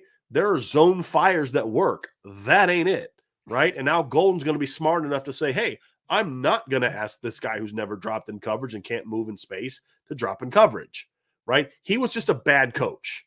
That's why he sucked everywhere he's been since he left Notre Dame, because he's a bad coach and he's a bad guy. Al Golden is neither of those things. So I don't think I think there's this thing of, well, it's pro style and it's complex. That's different. Here's the other part. Notre Dame's not going to be subbing in and out if the other team's not subbing in and out. You don't teach that, right? That's how you don't get beat with that. You don't teach that. And you don't have to, because what you do is here's how it goes, right, Ryan? You have your defense, all 20 guys as part of your package. And as the offense trots on the field to start a drive, you yell out the personnel and that package will match them, right? So you will start the drive with a personnel package that matches what they put on the field. Because what doesn't happen, and I'm not making a joke here, I'm just saying, like, they don't just like sprint to the ball from the sideline and snap it. That's not how it works in college football. You're waiting on the TV guy with the red glove to put his hand down and you start, right? You already know what's out there. So what you do is your coaches who are responsible, because what you'll have basically spotters, right, Ryan? You have assistant coaches that yell out personnel. Hey, they're going 12 or whatever when they make a change. So he's got to know who's coming on and who's going off. So if they're in 21 personnel and the third receiver runs on, they're yelling 11, or whatever the call is for 11. If a receiver runs off out of 11 and they bring a second tight end on, you're yelling 12, and then you're substituting based on whatever that call is. And it won't be 12. They'll call whatever they're paying, lightning, or whatever. And then if you're part of that package, you run out there and you know who you're bringing off. That's all part of your preparation in the week up. So what happens is those spotters, your whole defense is standing around getting instruction from the coaches. And when the offense starts to take the field to start a series, they yell eagle, lightning, whatever your package call is, because you're then going to match their personnel, right? So then within the drive, if they sub out, so let's say they start off in 11 personnel, if they then sub out and bring in a second tight end, the rules are now that you will stop play basically, or hold the snap until the defense gets a chance to switch or not. Now, if the referees look over and no one from the defense is running on, okay, let's go. But if they stop it and get over the ball and they see you running a defensive player on, they're going to let you get lined up. And then they'll make it live. So, Michael, that's the key, is that's what good coaching does. And so you won't start a drive in a bad matchup. What Van Gorder would do is they would start the drive off in their base defense no matter what the defense did, and then they'd go tempo, and then they're looking over trying to get calls. And the other thing that good coaches do is when a team's going tempo, you have base calls that your players make based on whatever you taught. So usually it's like 3x1 by 2x2. So you'll have a base 3x1 call and a base 2x2 call that your linebacker will put in, and it may be based off like where the back is, where you're not getting a call from the sideline. Hey, if they go tempo, here's our automatic call. We're in this or this based on whatever their lineman is, right? So your Mike linebacker and your safety may be the two guys responsible for that. The Mike is getting the front lined up. The safety is getting the secondary coverage called, right? So if they line up 3x1 with a detached player, the safety's making his call and the Mike's making his call, and you've got the call. So if they're lining up and going, you've got a call. It's your built-in call, right? It's what you have. If they go 2x2, you may have another call. Then once they look to the sideline, you look to the sideline. And that's how you handle tempo, right? The other thing you could do is you're getting a call in as they're running and lining up, and then the mic is calling it out. If it's like one of 2 or 3 calls, but that's how you handle tempo. I mean, it's the built-in calls that you have based on their personnel package and based on some part of their alignment. So that's why it won't be the same problem that they had with Brian Van Gorder. He just was look, y'all, he was a bad coach. And there's no other correlations that you need to make based on someone coming from any other level other than, is that guy also a bad coach? And if Al Golden was a bad coach, that's the only thing they would have in common, in my opinion. Ryan, do you have anything you want to add? I know I went on a little bit of a long kind of different directions on that, but do you have anything you want to add to that other than Van Gorder stinks? Al Golden is very respected. Van Gorder is not. That's all. There you go. There you go. Brandon Plesner with a super chat. Who would you have? Thank you for that, Brandon. Who would you have opposite Foskey this season on a down where you want 2 impact pass rushers on the edges? I'm kind of leaning Botelho. What say you? I mean, impact. So I'm thinking the potential to have consistent pressure. Again, it's not perfect because he's not a true strong end, but I would probably say Justin Adamalola. I think that he gives you kind of the most, at least far as maybe having high sack production. I would mix in Botelho, honestly, just as a pure speed rusher at times, but I would say Justin on like a more consistent basis. Yep. Let's see here. My answer's the same. Look, Jordan Botelho's got a lot of talent. I don't trust him. He's got to earn trust for me, right? And he's got to earn some trust. Now, is he a potentially talented guy? Yes, but I know for a fact Justin Adamirola is going to give me something, and I don't know that I can say that about Jordan Botelho. But so right now I'm going to have to go with him. No question. Let's see here. Somebody said we missed a super chat under the Warren Moon thing. I have to see if that's the case. No, we've got those. Oh, the Caleb Collins one. Here we go. No, did we do this one? Take away the school. What coach would you want to play for in all of college football? We did not do that. Okay, that's on the list. I just haven't got to it yet. Take away the school. What coach would you want to play for in all of college football? It's an interesting one. It's an interesting one. I'm still gonna. He's one of my favorite coaches. I love watching his defenses. I'm gonna say Jim Leonard. I was a defensive guy. I really like Jim Leonard. I like how he employs. I played linebacker too, right? Like I loved how he used Leo Chenal this year. I thought it was masterful. I thought that Jack Sanborn was a more productive player than his talents would indicate as well. So I really like how Jim Leonard coached the defense. I mean, I don't know if I can answer that question. I've never thought of it. I mean, because, I don't know. I'd have to think about it.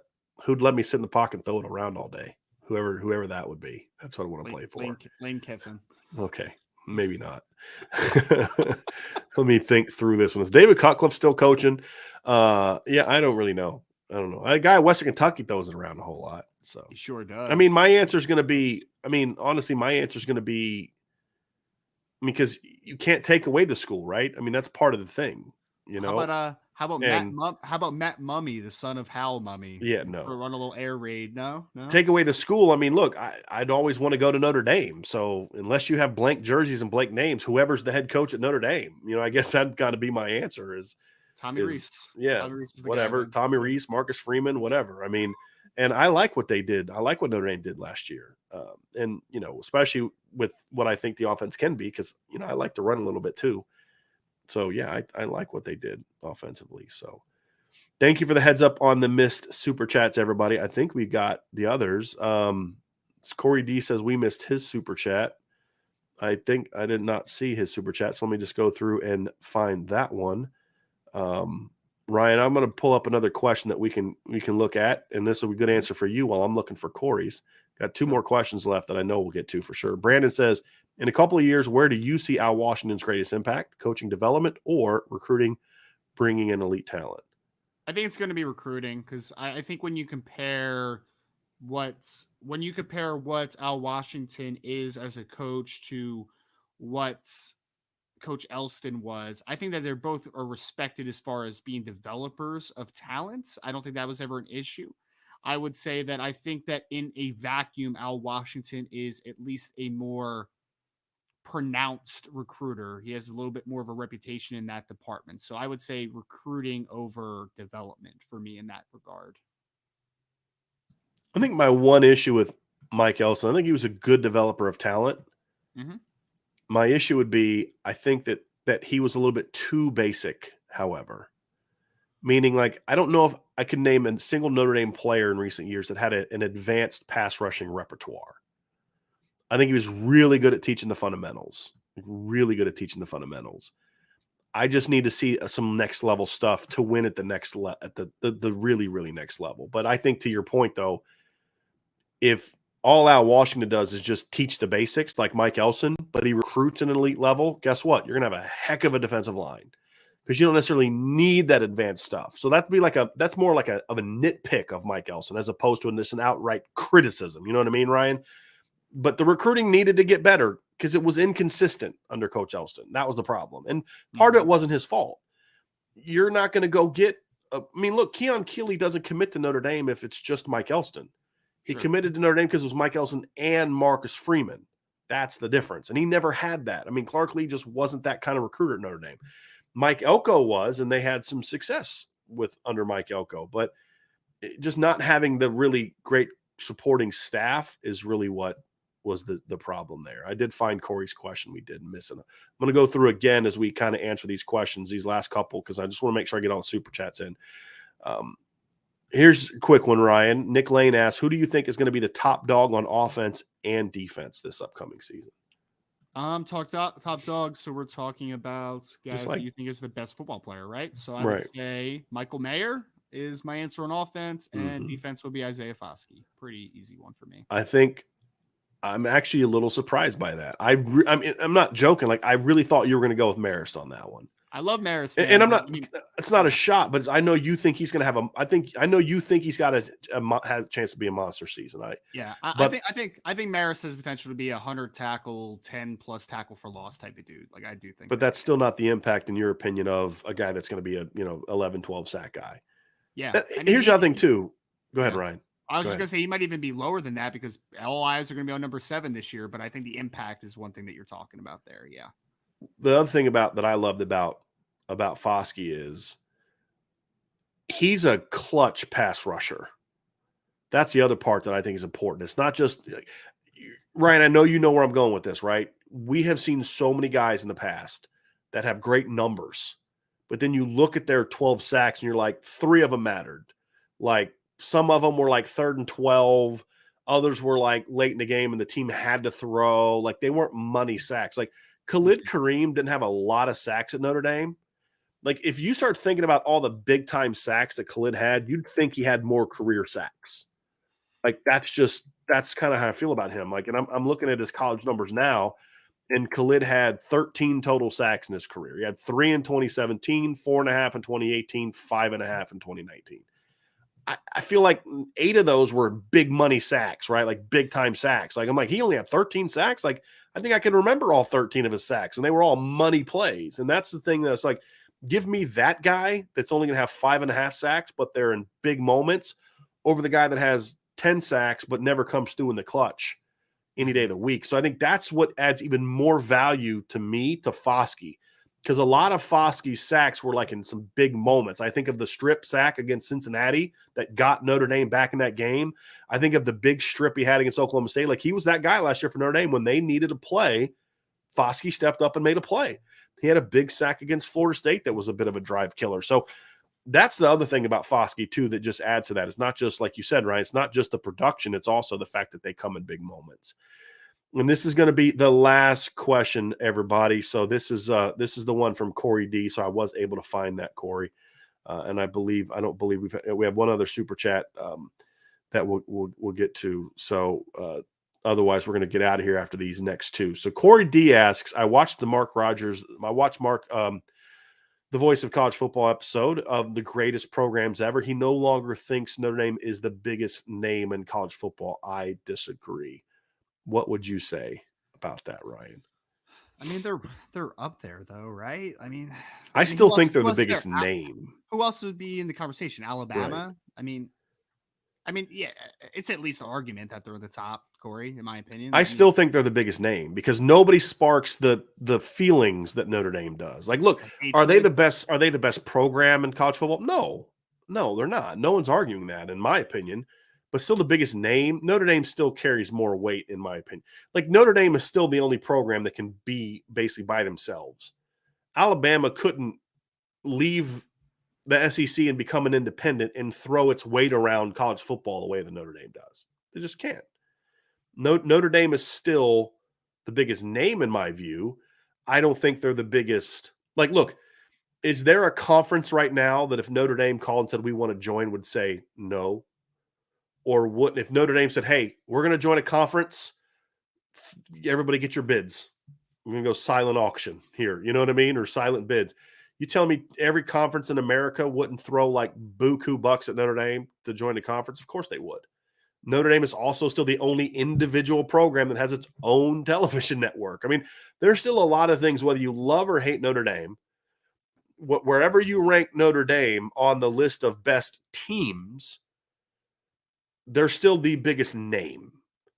So that's my whole thing is, are they the best football program in America? No, they're not. They're not top 5 right now. Are they the biggest name in college football? Yes. That's fair. Yes. That's fair. And I think that's right. If he's talking about greatest programs ever, he says Notre Dame's no longer the greatest program ever. Like, okay, yeah, I understand that. I understand this. And I'm not going to call Mark out on it because it's his opinion. He's allowed to have his opinion. And it's not a bad opinion. It's just I disagree with it. It doesn't something he doesn't need to be called out on. Mark's a great dude and does a great job. I just don't agree with it. I think Notre Dame is still the biggest name. Not the best program, but the biggest name in college football, in my opinion. And let's be honest, it doesn't take long for Notre Dame to get back to being that program. Notre Dame just has to win one. I've said this before. One title at Notre Dame equals 3 or 4 anywhere else. Right? Like Lou Holtz is a legend. He won 1 national title. People would be so upset too, the Notre Dame haters out there, if they win. Which makes it even more fun. Yeah. And then last super chat from Michael S. Thank you for this, Michael. Between Notre Dame, Ohio State, and Michigan, who is leading in recruiting and why? So right now, I mean, right, it's Notre Dame. Yeah, I mean, for the foreseeable future, right? Like moving forward, right? Yeah, Notre Dame, Ohio State, Michigan. That's the order, and I would say Notre Dame, Ohio State, Michigan, right? I mean, there's a big gap right now in recruiting between those 3 programs. There's a clear tier break in there. Yes, right. I agree. But yes, when you look at 23 and then kind of looking to where they stand with big time recruits, I mean, and honestly, a lot of this is going to be determined by the Carnell Tate recruitment, in my opinion. If Notre Dame can beat Carnell Tate, then the discussion is over. If Ohio State beats them for Carnell Tate, then you could easily say, okay, but I mean, right now, if you look at the 2 classes, it's not even close. If you're going to take the last 2-3 years into consideration, it's Ohio State. I mean, but who's leading that to me is a present tense conversation, right? And in that regards, you go Notre Dame. If you make it a little bit more expand past 2 years and out 2 years, it's a different conversation. Would you agree with that, Ryan? I mean, if we're going to take the last 2 years and then project the next 2, I still probably have to go with Ohio State as an example because their recruiting has been that much better in many ways than Notre Dame's. Yeah. No, that's why I was struggling early on in the question, just because I was trying to think if there was some historical context to it. But yeah, if it's just 2023 and moving forward, I think you'd have to say Notre Dame. You feel best about them right now. Yeah, not by a lot, but yes, I would go with that. So. And I think that I just make sure we haven't got any more super chats. We have not. So that is going to do it for today's marathon podcast, which Ryan, I appreciate you being on it, but tons of great questions today, everybody. I really appreciate it. Tons of fun. Not sure what our schedule is going to be like tomorrow. So, with practice and Sean's going to be there, just some things going on. So we're not quite sure when or if we'll have a show tomorrow. That's why you need to make sure that you're subscribed and you've hit the notification bell so then you'll be alerted to when we do have a show. We'll definitely be back Monday for a show, and we'll kind of have our schedule worked out. But everybody, thanks so much for joining us. Hit that like button, hit that subscribe button, hit the notification bell, share this podcast. And if you're not signed up at the message boards at boards.irishbreakdown.com, you are missing out, everybody, because tons of updates. We had some big scoop on Dante Moore and Carnell Tate yesterday. Ryan's had some stuff on Jason Moore, Rodney Gallagher. Really interesting comment about Rodney Gallagher, which we did throw you some bones here in the chat today. In the podcast today with that, but man, there's just so much going on from a recruiting standpoint on the message board. So you got to join up. $4.99 a month or $49.99 for a year, and you get discounts to the merch store if you sign up either way. So Ryan, buddy, thank you so much for joining me today. Everybody have a great rest of your weekend. We'll talk to you soon, and thanks for joining the Irish Breakdown.